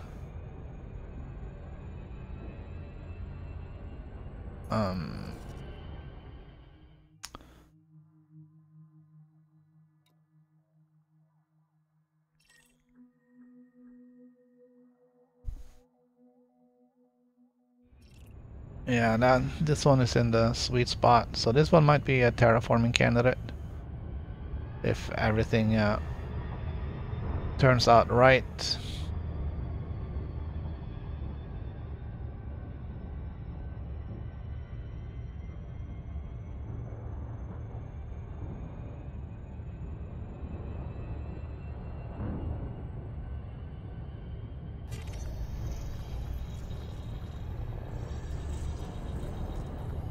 Let's see what we get.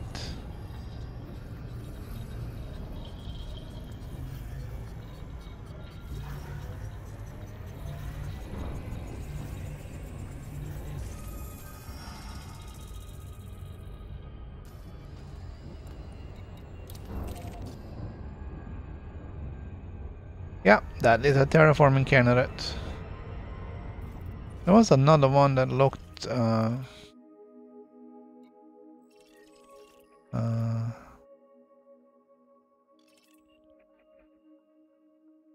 very interesting. But I guess not really more than this. Oh, these are going to be too cold.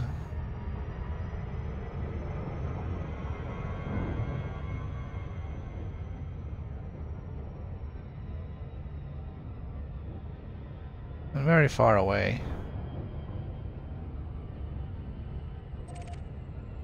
Frameshift drive charging. We'll leave them alone.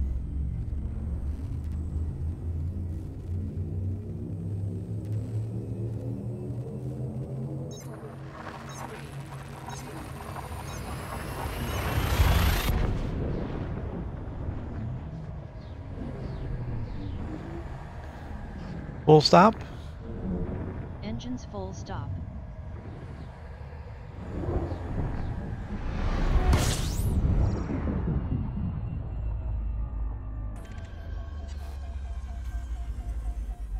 Select target ahead.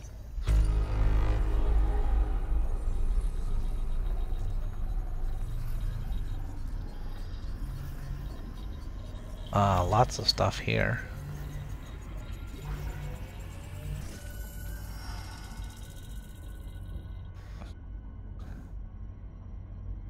Alright, the zone is 886 to 1770.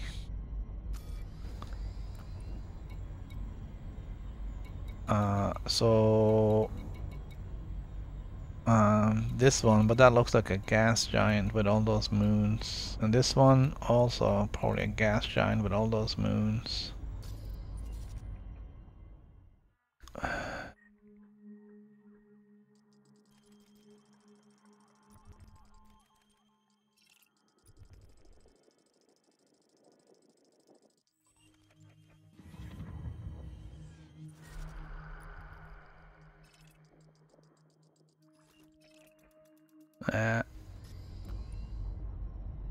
Alright, target next system.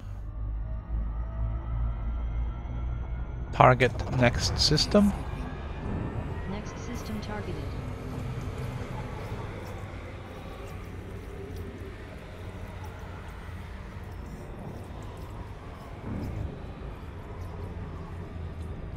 Fuel scooping complete. Frameshift drive charging.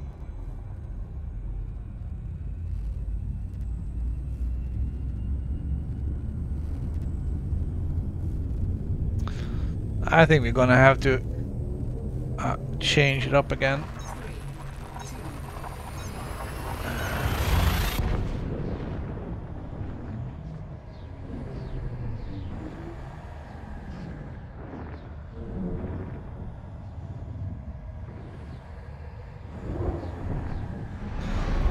Not really I'm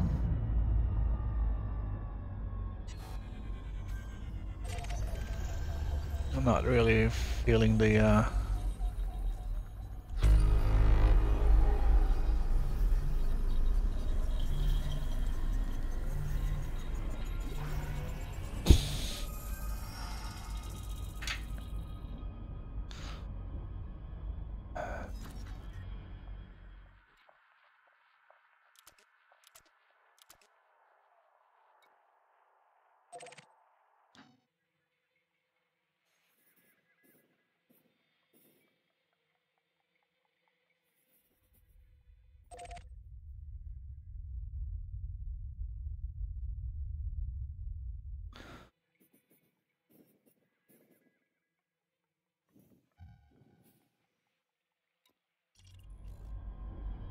all right.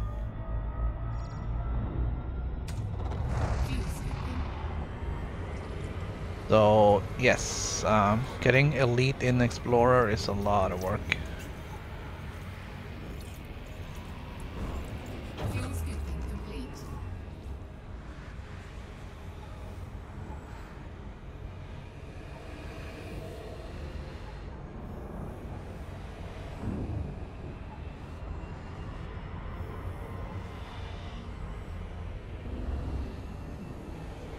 And strangely, that's the only elite title I have between my two Frameshift drive commanders.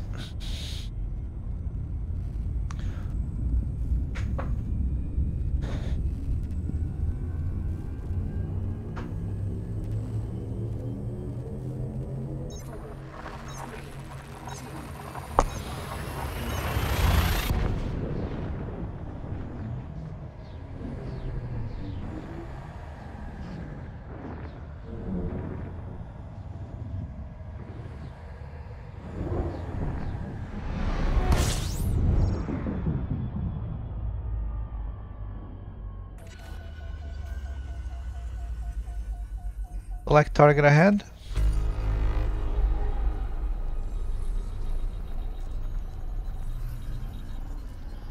Yeah, that didn't help.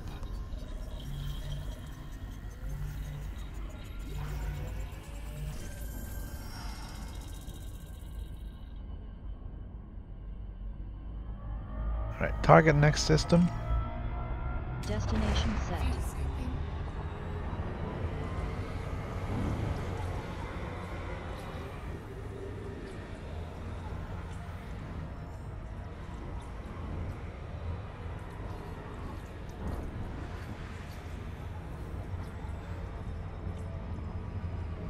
Fuel scoop disengaged. Engage FSD. Engage FSD. Frameshift drive charging.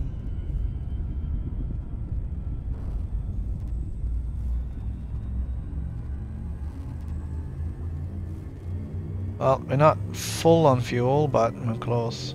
That's good enough.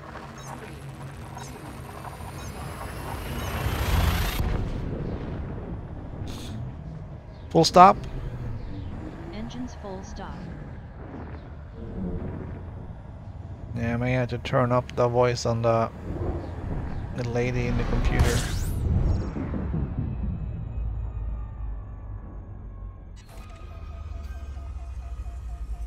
Select target ahead.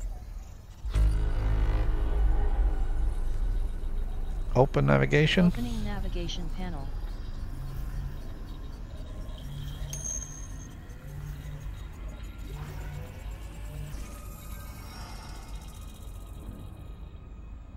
What?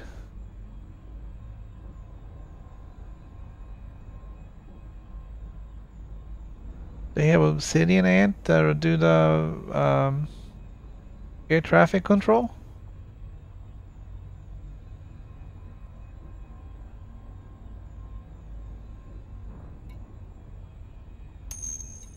What's up with this system? Open system map.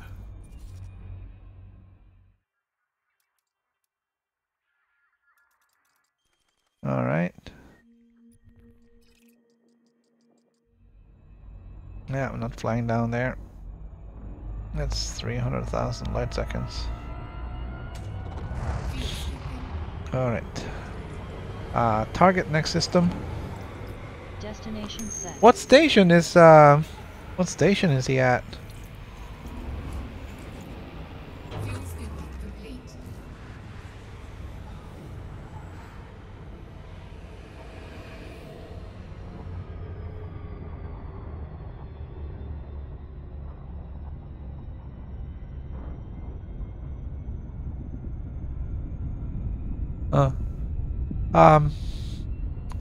Well, he does have a distinct voice. Well, I mean, everybody does, but Frameshift drive charging.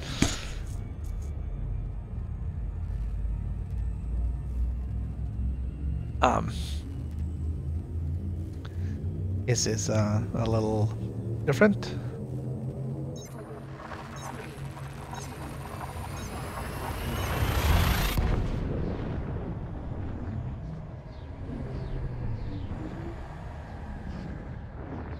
Full stop. Engines full stop.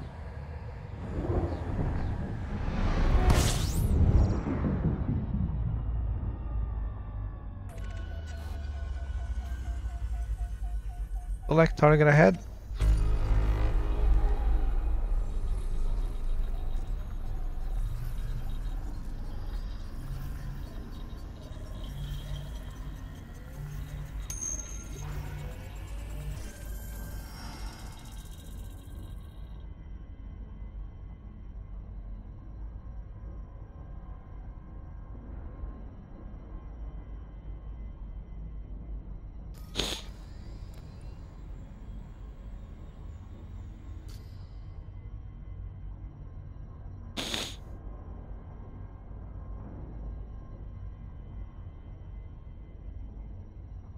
Open system map.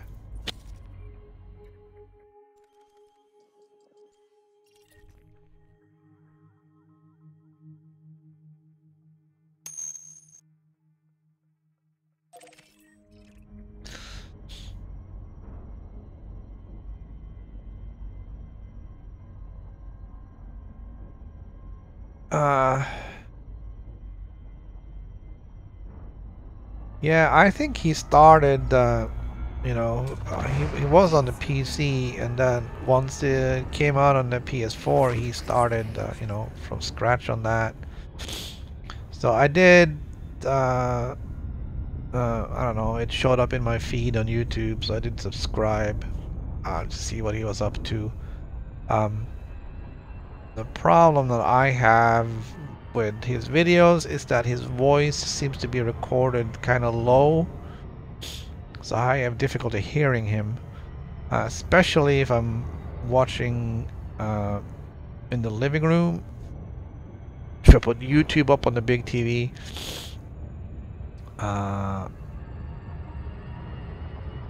then it's difficult to hear what he's saying, and I can't turn it up because there's other people. And the same thing with my little Chromebook as well. The audio is very low, so I'm having some difficulty hearing him. So if I'm watching him here, I can crank it up or do whatever I want, but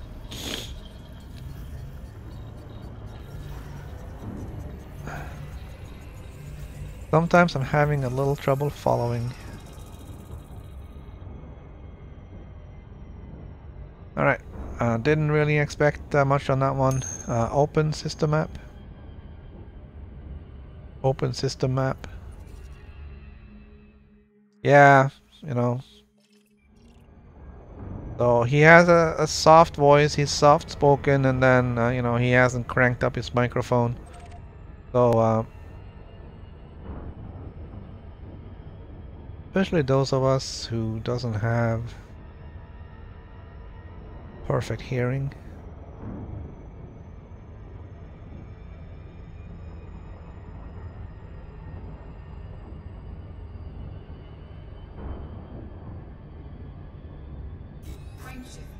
We forgot to refuel. We're good. We're gonna be good.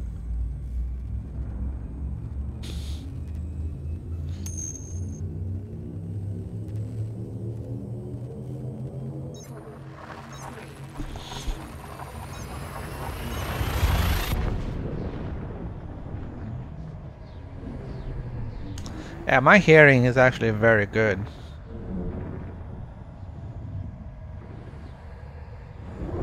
I cannot blame anything for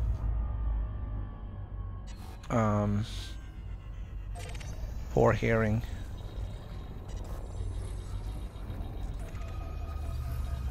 I have selective hearing though. That's my problem. Target next system.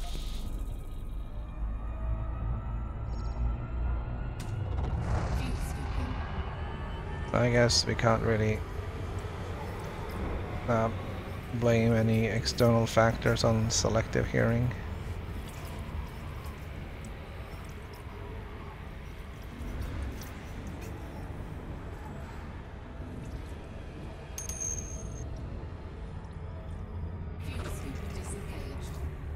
Is that what it is? That's not really what the doctor told me though, but Frameshift drive charging.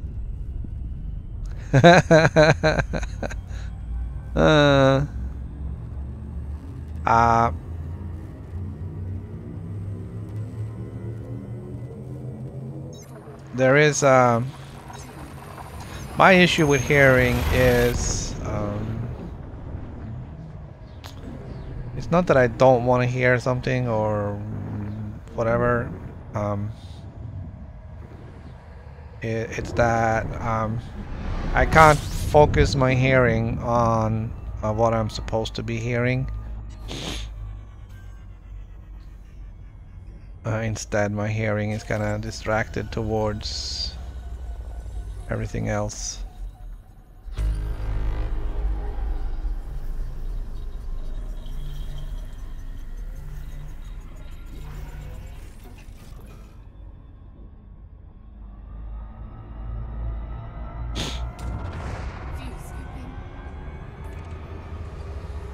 Don't even remember if we honked in here. So, for instance, with the TV on and the dishwasher going, I'm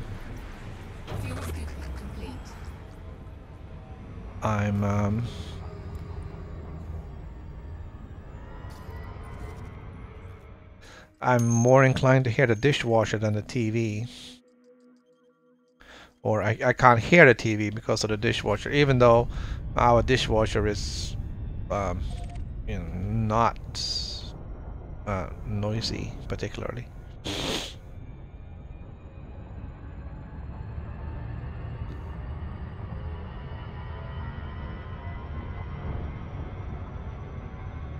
Yeah, with me it's the opposite though. So in that situation, I would hear the engine noise. I would hear you know, somebody's radio in the background, and then you're standing right there in front of me talking to me, and I can't hear you. So.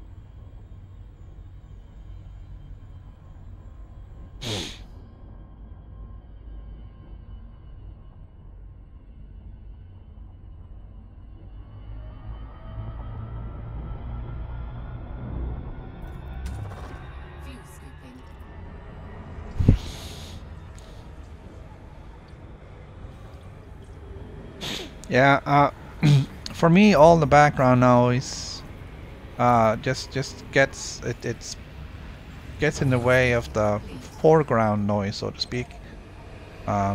So you know, the TV is on, the water is running, the dishwasher is going, the dog's barking, and then my wife tells me to do something, and I'm like, I have no idea what you just said.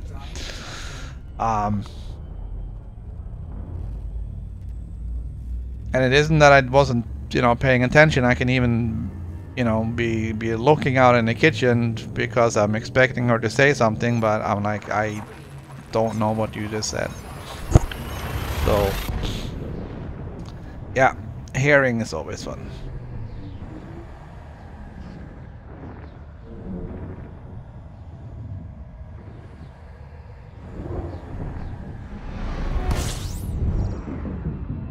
So I'm like, well, I gotta turn it up so I can hear it. Well, put your headphones on.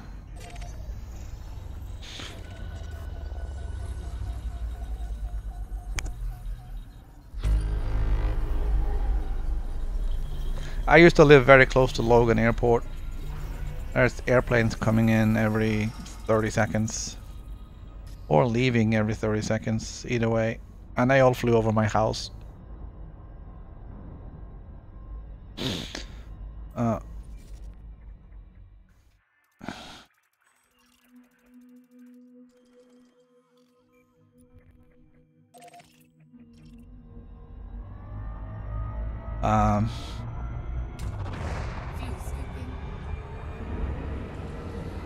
And then not having the ability to kind of just filter out the airplane noise as background noise. Oh, it was insanity.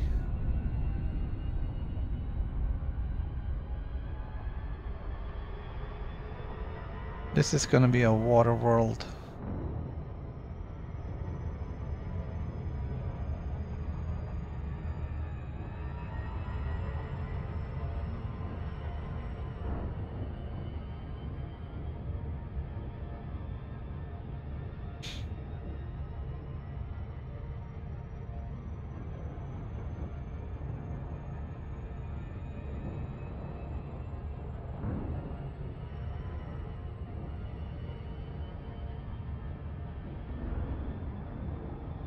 It's a bit of a drive, but it's gonna be worth it no matter what, whether it's terraforming candidate or not.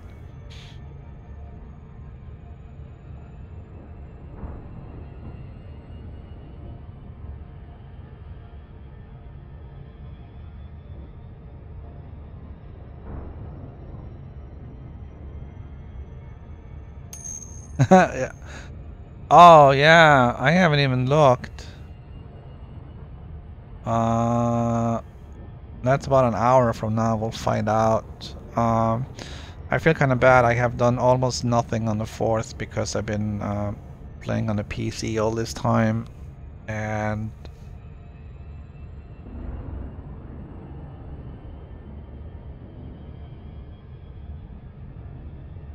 I'm focused on that for the last week or so.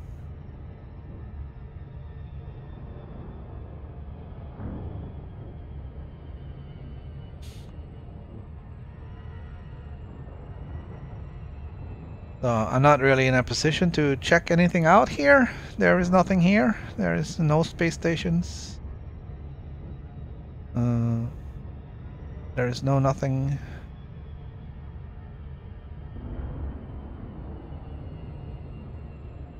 I could jump over on that PS4 in a little bit, just for a change of pace.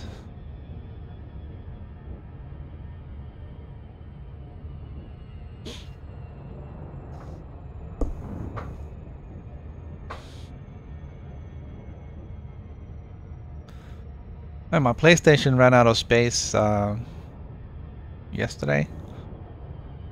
I had to clean up Those games are huge, man. It's like 50, 60, 70 gigs each.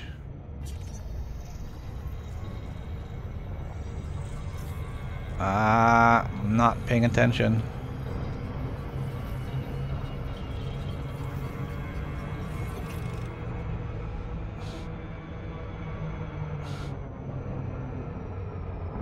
Alright.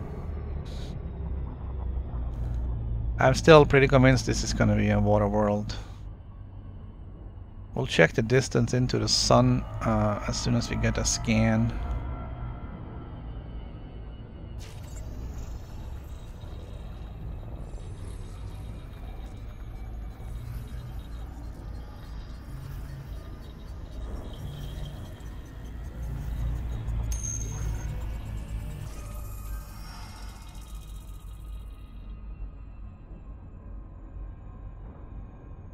Yeah, well, I'm sorry, but after I've only got themselves to blame for that one. It's a small outpost in the middle of freaking nowhere. Anybody with a big ship cannot contribute. So,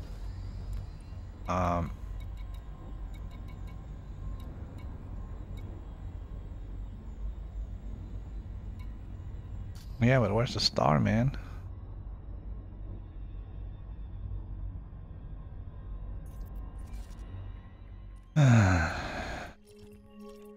Okay, so that's a little weird.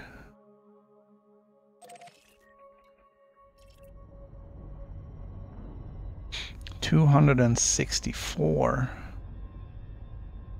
approximately. What did it say? Candidate for terraforming 620,000.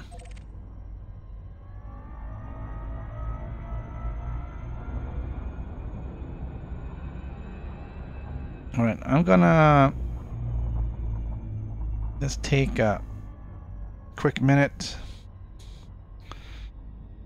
I'll be back in a minute. I gotta stop by the little room.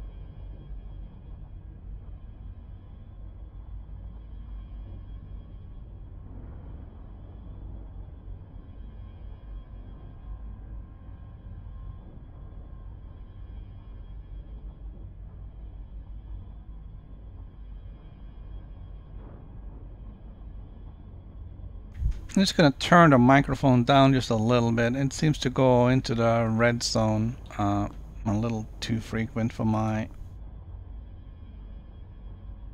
liking.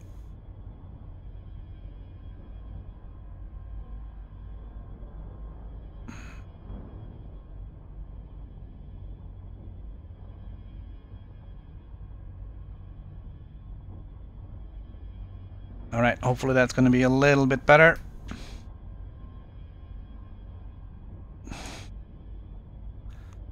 A little strange. I may have to adjust the noise gate here, but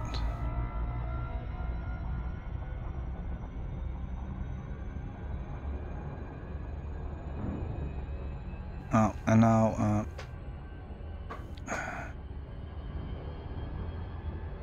ED Discovery disappeared. And now the chat window's gone.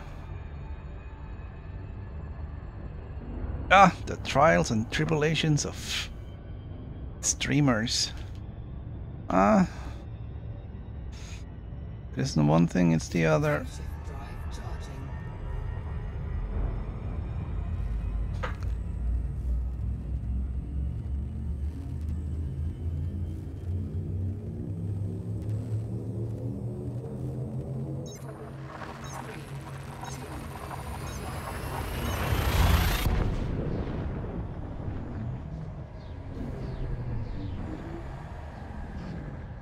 Full stop. Full stop. Engines full stop. Oh.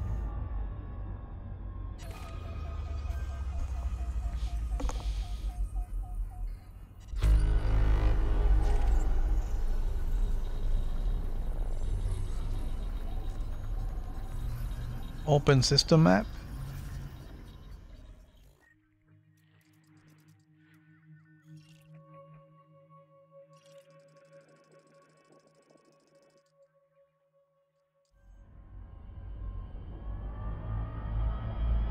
Target next system. Destination set.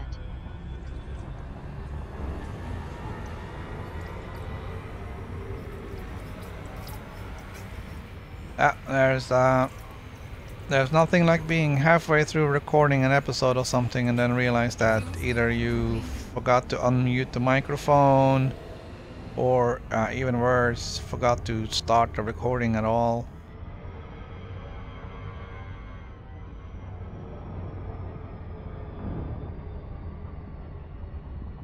It's annoying. Like, I'm not gonna start recording yet because I'm gonna get past this section so I can just pick up where we ended last time, and then and then you forget to click the button, and then you start talking, and then you've been like, you're half an hour into the show and it's like, oh, I'm not actually talking, or I'm not actually recording, so no.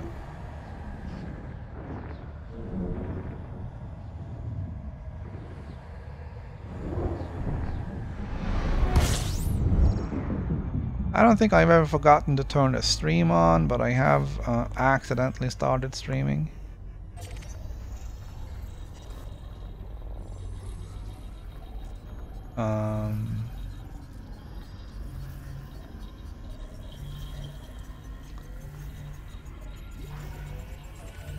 Don't recall the exact circumstances.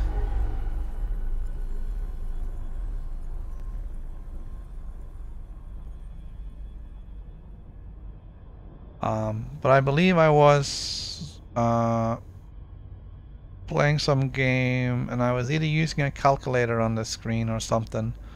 So I hit some of the buttons that I used for starting and stopping the stream. So I accidentally started streaming. And now that can't happen because I remapped the keys. Open system map.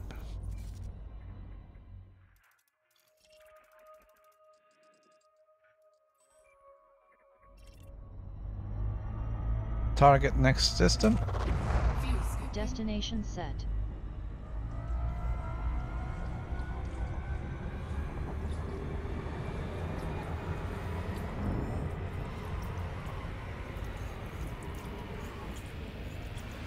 So before I had a single key to start and stop the stream, but now it's a combination, a key combination. So it is highly unlikely to accidentally start or stop a stream.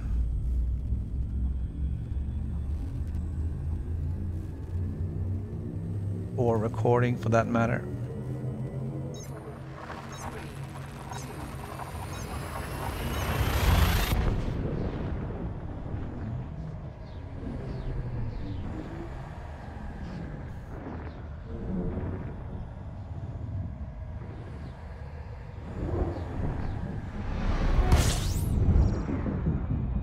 full stop. Fuel skipping.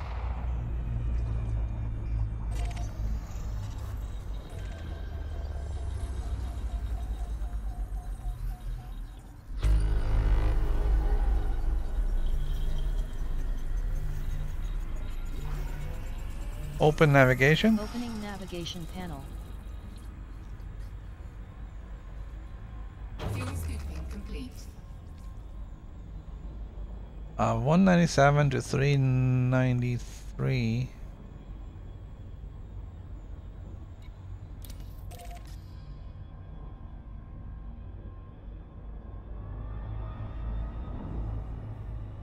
Well, let's check them out.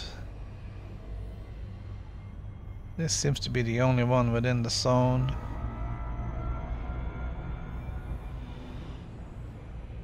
We'll check out its neighbor too.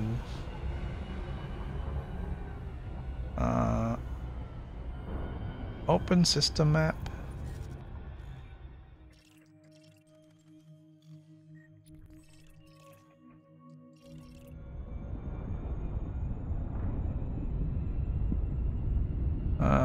Don't really have too high hopes for this.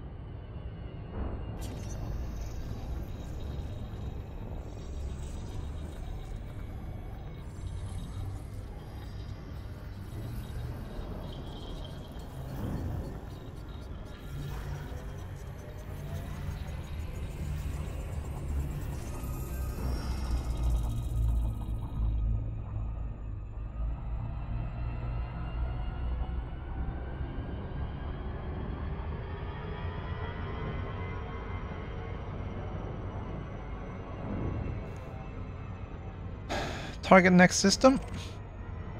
Destination set.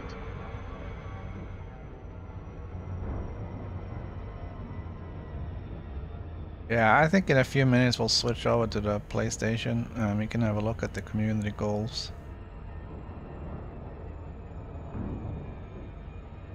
I will do a couple of more jumps. Frameshift drive charging.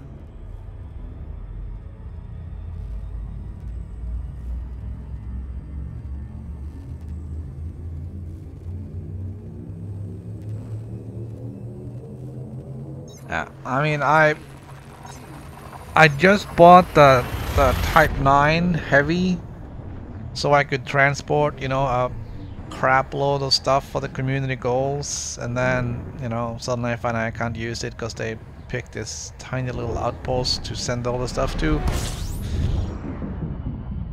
So, I don't know, I'm not really too surprised that it didn't go very well. I haven't been following on Reddit if they're still doing their protest. Open navigation. Opening navigation panel.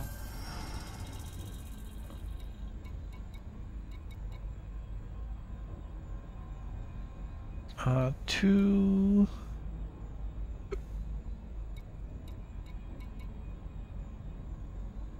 260, 270 to 537. Open system map. Oh, no, no, very bad.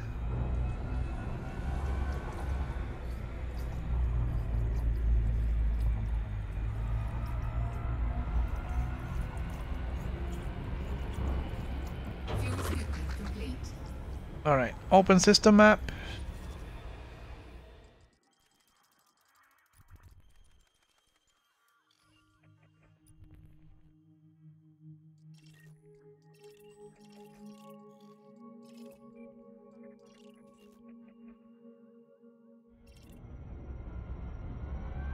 That's This one's really the only one that's in the zone.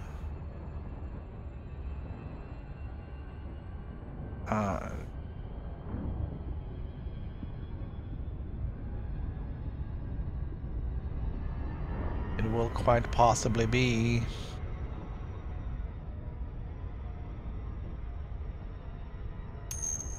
But I don't think anything else is going to be much good.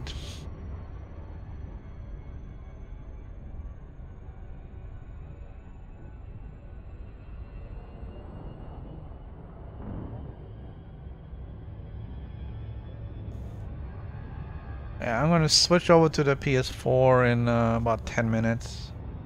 I'm just going to keep it as a single stream though. I'm not going to break out. And then you can check out the community goal and check out what the new goals are. Hopefully they'll come up with something new.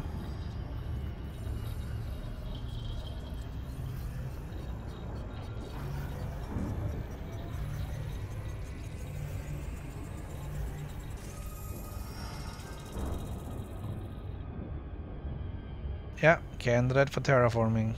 Alright, select next target. Target next system. Destination set.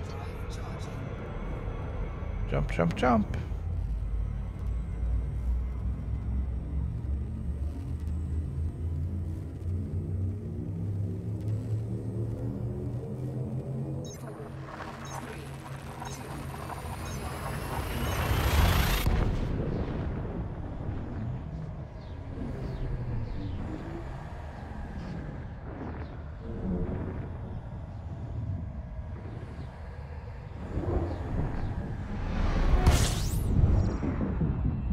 Okay.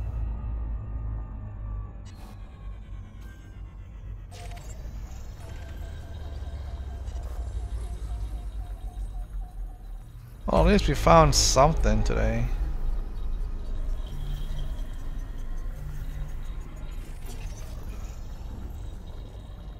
But not really a whole lot.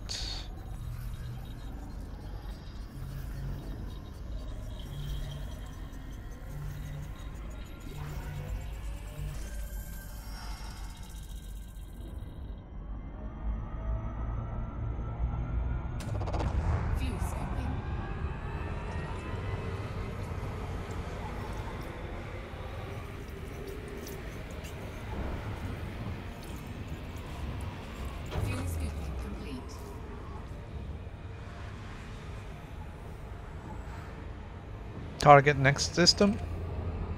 Destination set.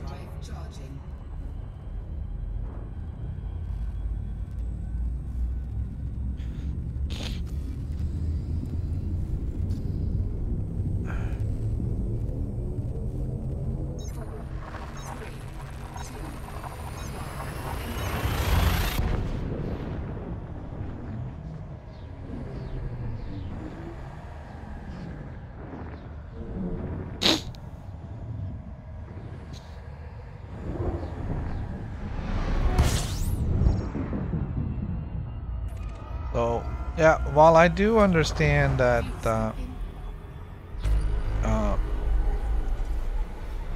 FDev have like a narrative laid out for this whole Thargoid stuff, and you know there's a storyline that needs to be followed.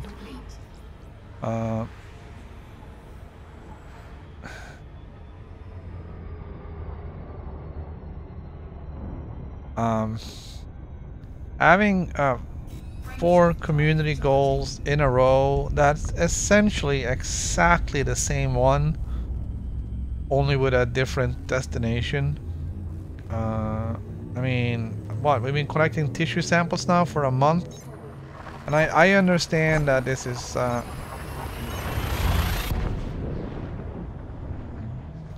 it's important work in order to understand the Thargoids and all that, but how many tons of tissue samples do you need?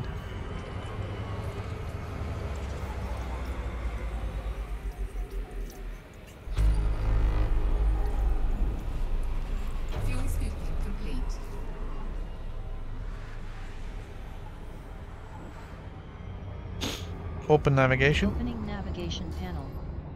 Frameshift drive charging.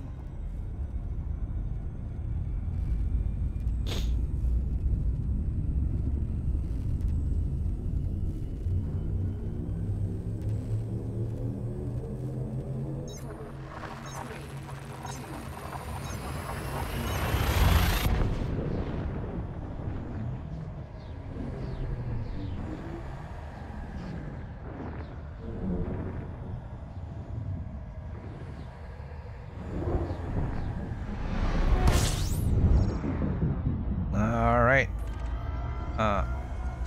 This is our final jump for today. Here anyways. We're just gonna loop and get ready. Complete. Open navigation. Opening navigation panel. Got 170 jumps until we get to that Trikeo Nebula, whatever that thing is called. Full stop. Full stop. Engines full stop.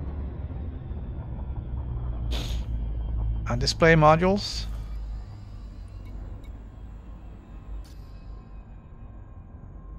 Alright, let me see. How can I do this? Open navigation. Open navigation. Opening navigation panel. Okay.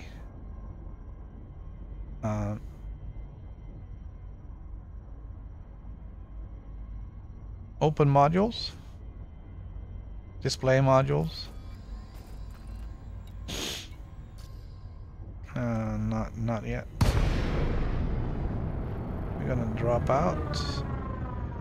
I'm gonna come to a full stop. All right. Display modules. Open modules.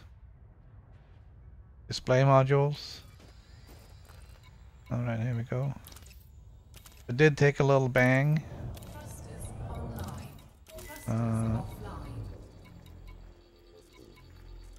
Module prepared. Shields offline. Module prepared.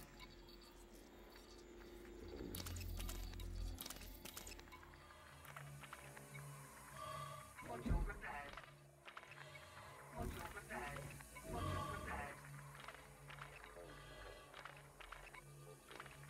Module prepared. Module prepared. Module prepared. Can't repair the power plant. Module prepared. Thrusters online.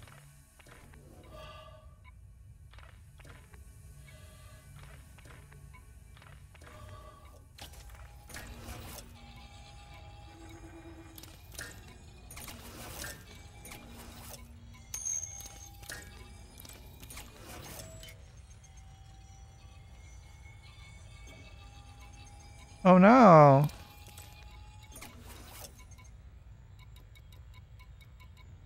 Alright, so everything that needs to be powered on is powered on.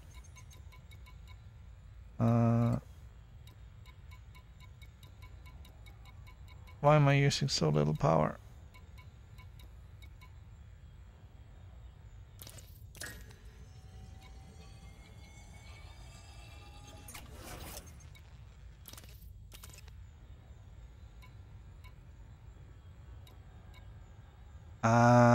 I did, I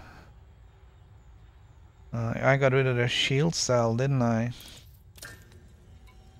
I can leave that on now. Alright.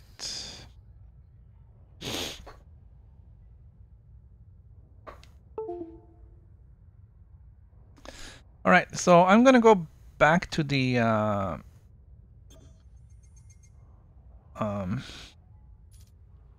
stream.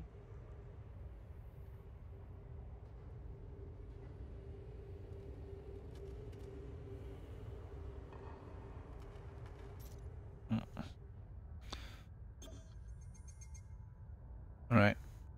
I'm gonna go back to the stream starting screen. Just gonna be for a little minute while I get the PlayStation up.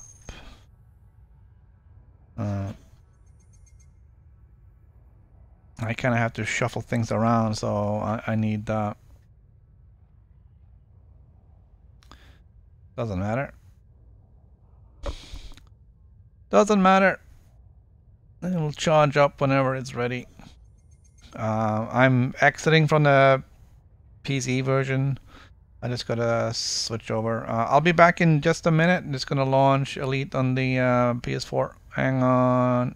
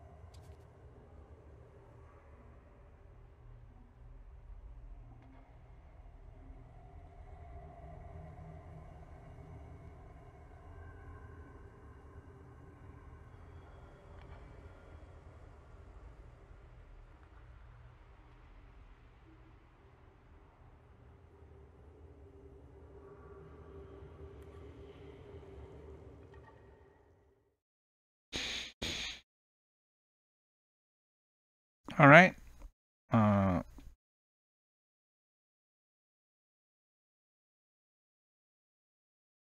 It's gonna just take a minute to load.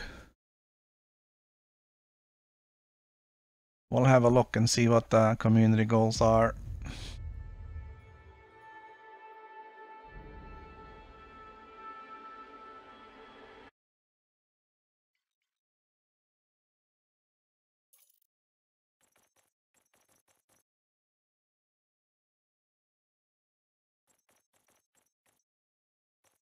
Come on. There we go.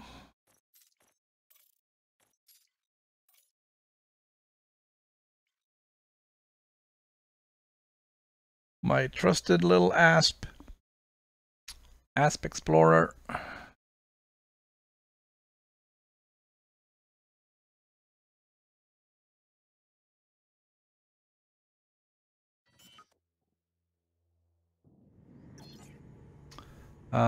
Where am I? I'm in the Coon system.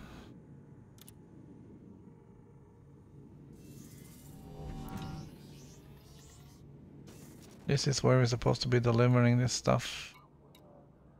I made a delivery and I never left, and I've been sitting here for a week now.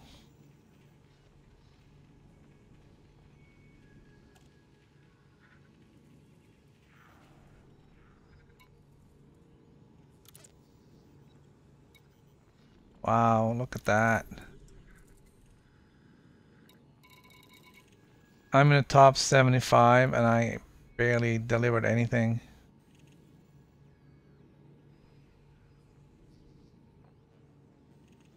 There's 11 minutes to go. That doesn't even give me time to do another delivery.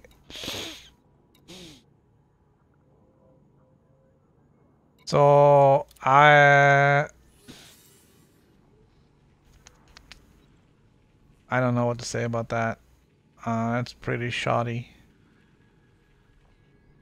That's not good.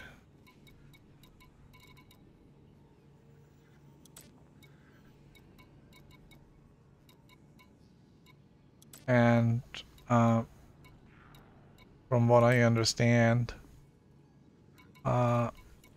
some of the other community goals, the station's been shut down.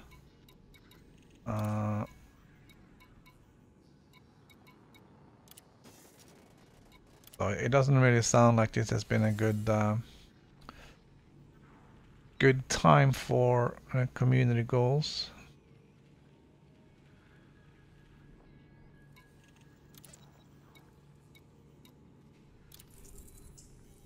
This one though is doing better.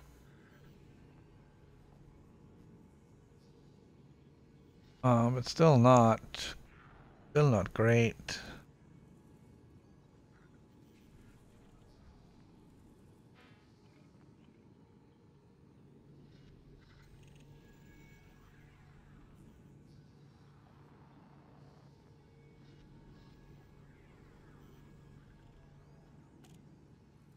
So it looks like people have been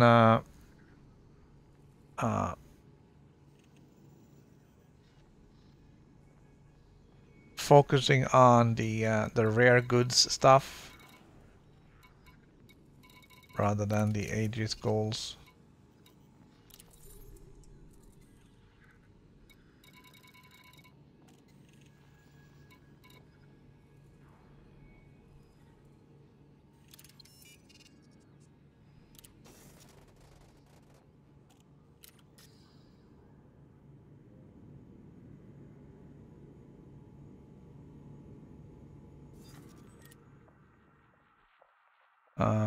Where is my ship? Ah, which one?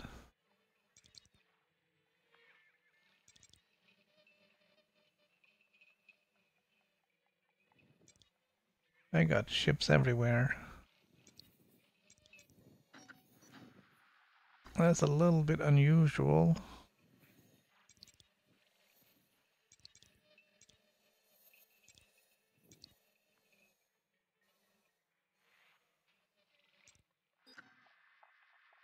I have an eagle over there.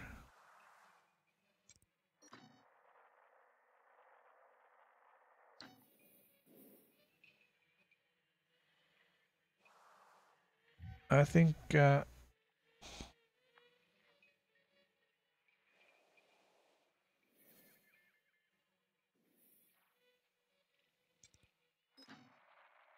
right, my type 9 is here at Word.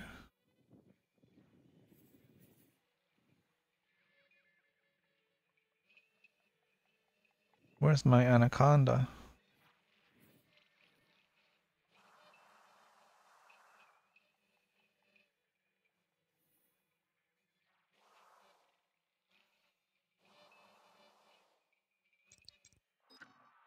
There it is. Okay, that's at the Leon Rui system because that's where I bought the Type 9.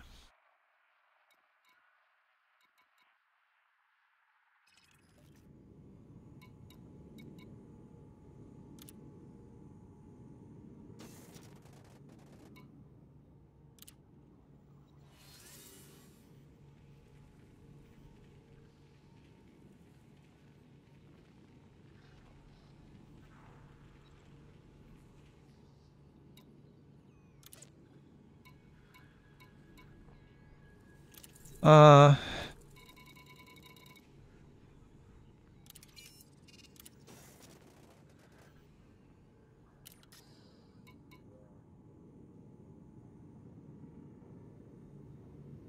yeah, I don't know what to think about this.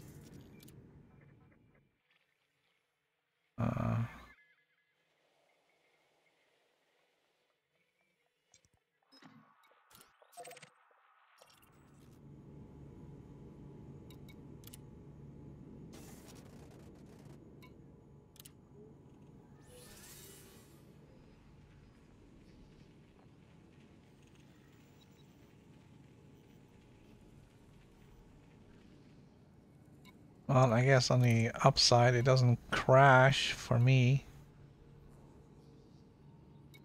At least on the mission board.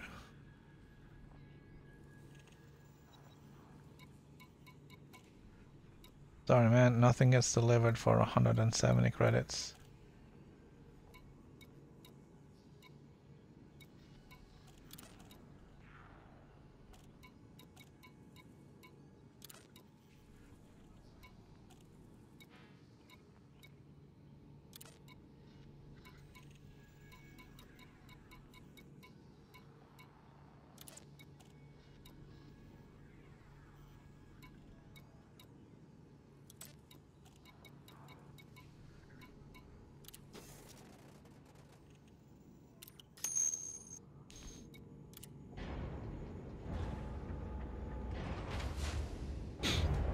Alright, I didn't find any missions here that was worth any effort.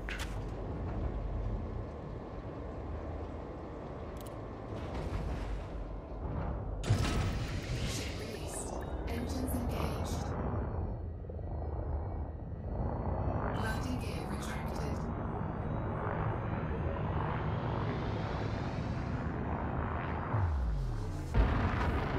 Oh, I have boost.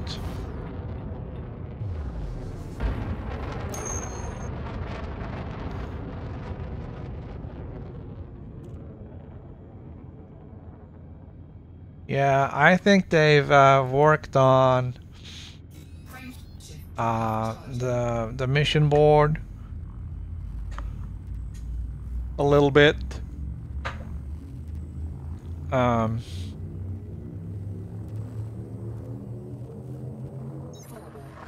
Trying to sort out some of the issues that they were having with missions giving out enormous monies and there being too many missions and lots of other stuff, and that may have caused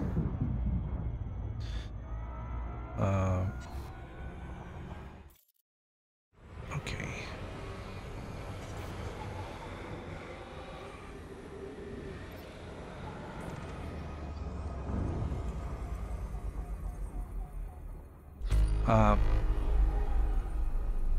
That may have caused the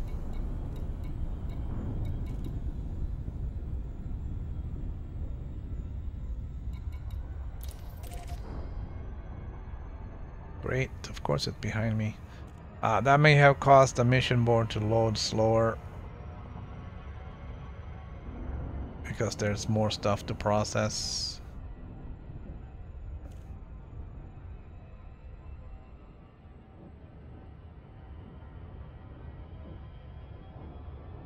I don't know, I'm just guessing.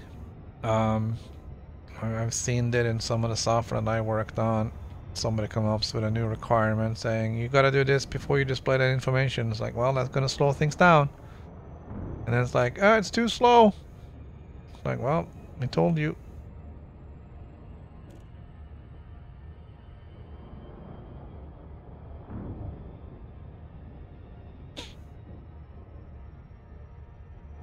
It's like everybody wants their cake and eat it too.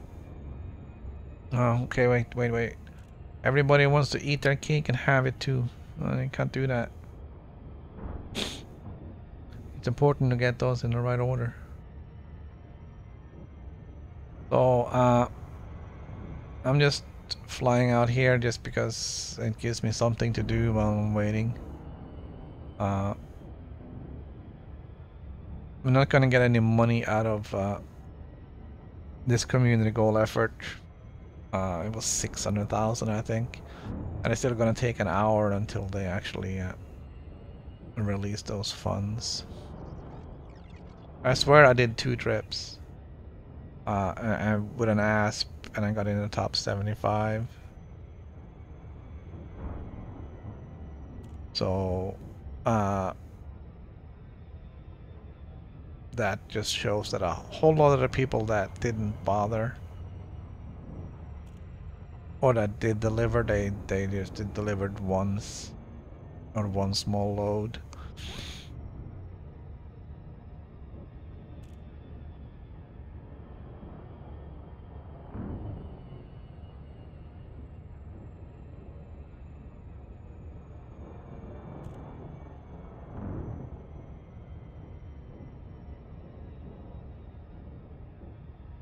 Oh, well, actually, no, it doesn't, does it?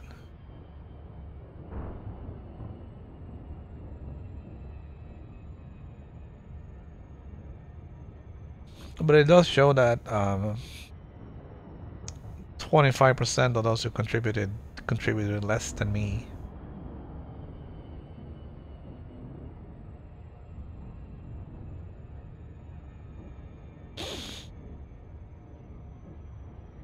Alright, so it is 3 o'clock game time. New missions should be available. I'm gonna dock here and find out what they are, where they are, and what they want us to do.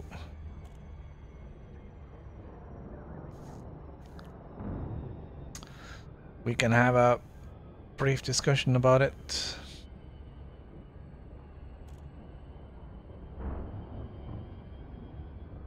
I want to see if it's gonna be something that I want to participate in.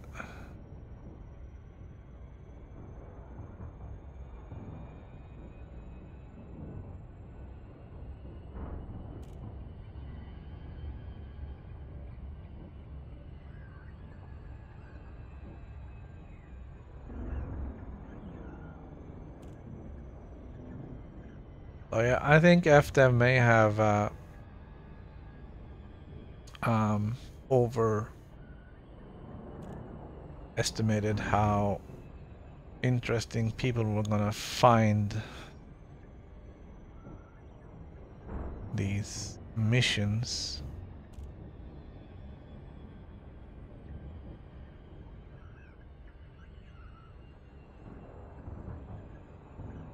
And I think this time the answer is clear. We're not gonna bother going to this tiny little outpost in the middle of nowhere with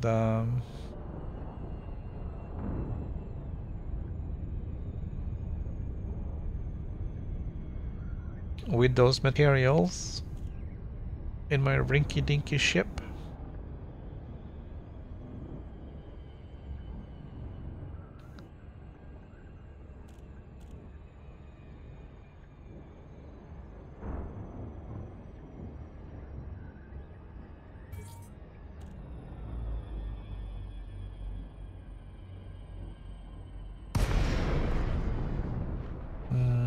Okay.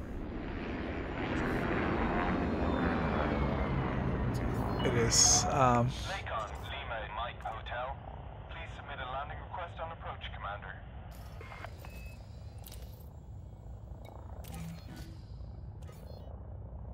It's very different flying the Asp than it is flying the Anaconda.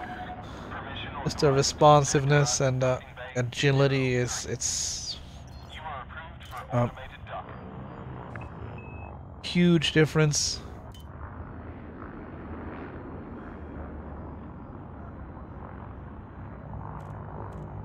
A little difficult to get used to.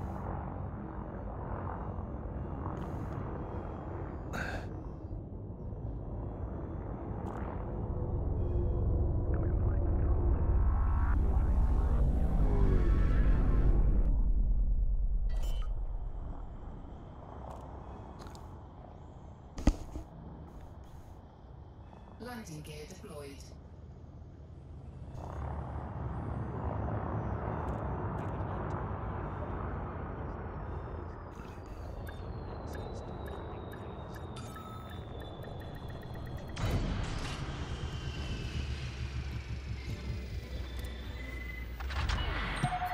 Ship is on the ground. All right, let's see what the community goals are. Have you with us, Commander?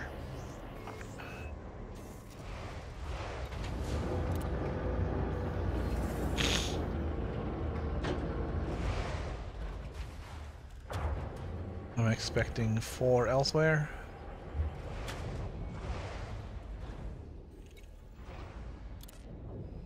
There we go.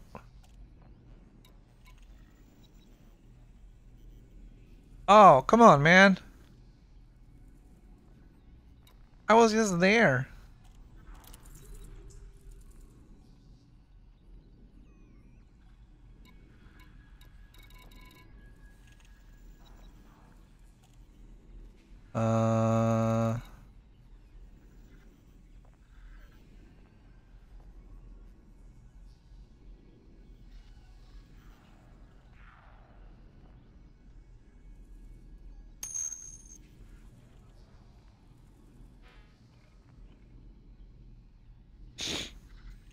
Well, I'm still out there, kinda, sorta.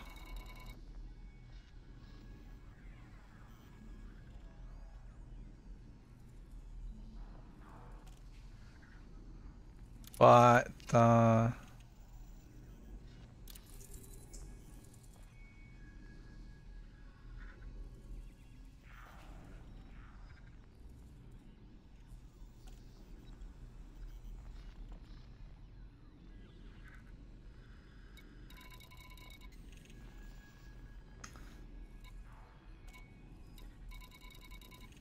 so it's basically combat bonds, which means bounty hunting out there somewhere.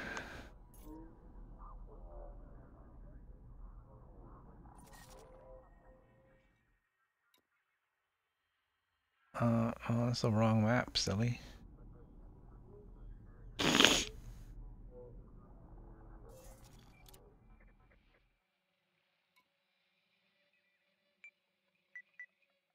The only thing is that my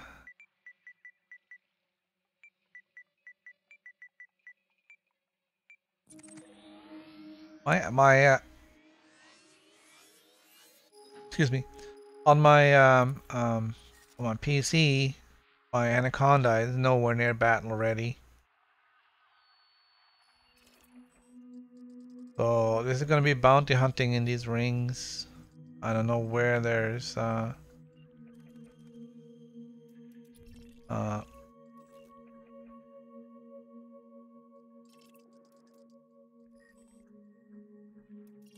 I don't know where there are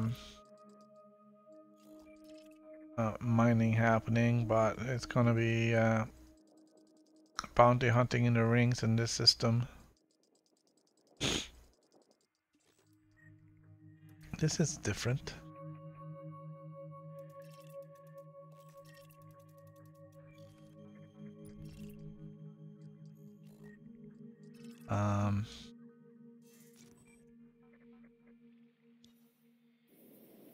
So I'm not really going to be able to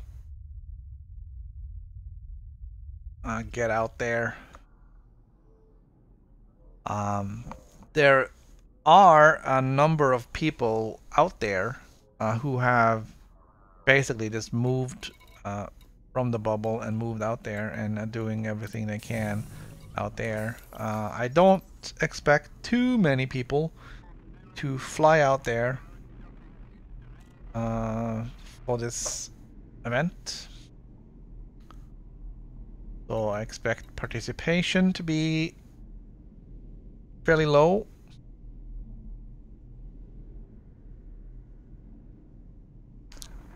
Regardless of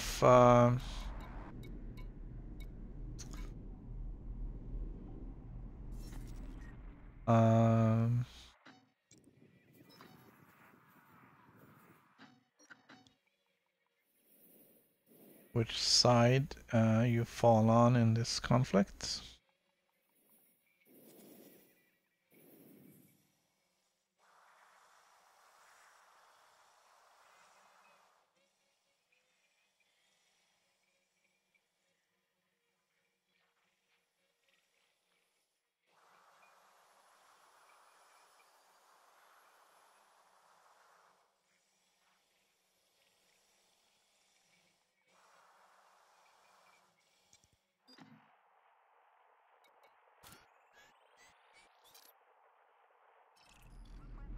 Now, before I start jumping,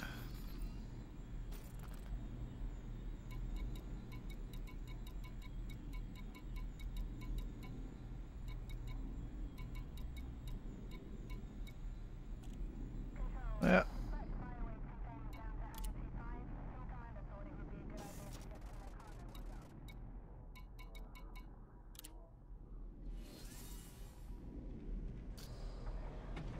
Gonna need that fuel scoop.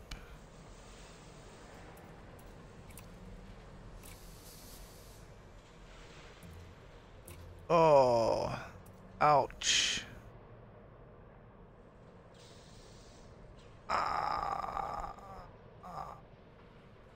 That's gonna kill me, man. I don't want to do that.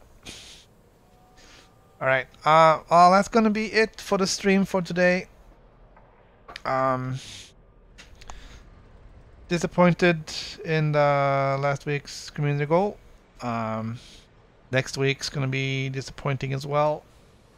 I don't anticipate a lot of people going out there to do that. So that's gonna be left for the commanders that have made the move. There's quite a few who's moved out there. So we'll see how that turns out. I'm still busy trying to get back to the bubble. I can't turn around. I don't have time. Time for that. Gotta be back in the bubble by November 1st. So, well, that's going to be it. It's been Elite Dangerous, and now it's game over.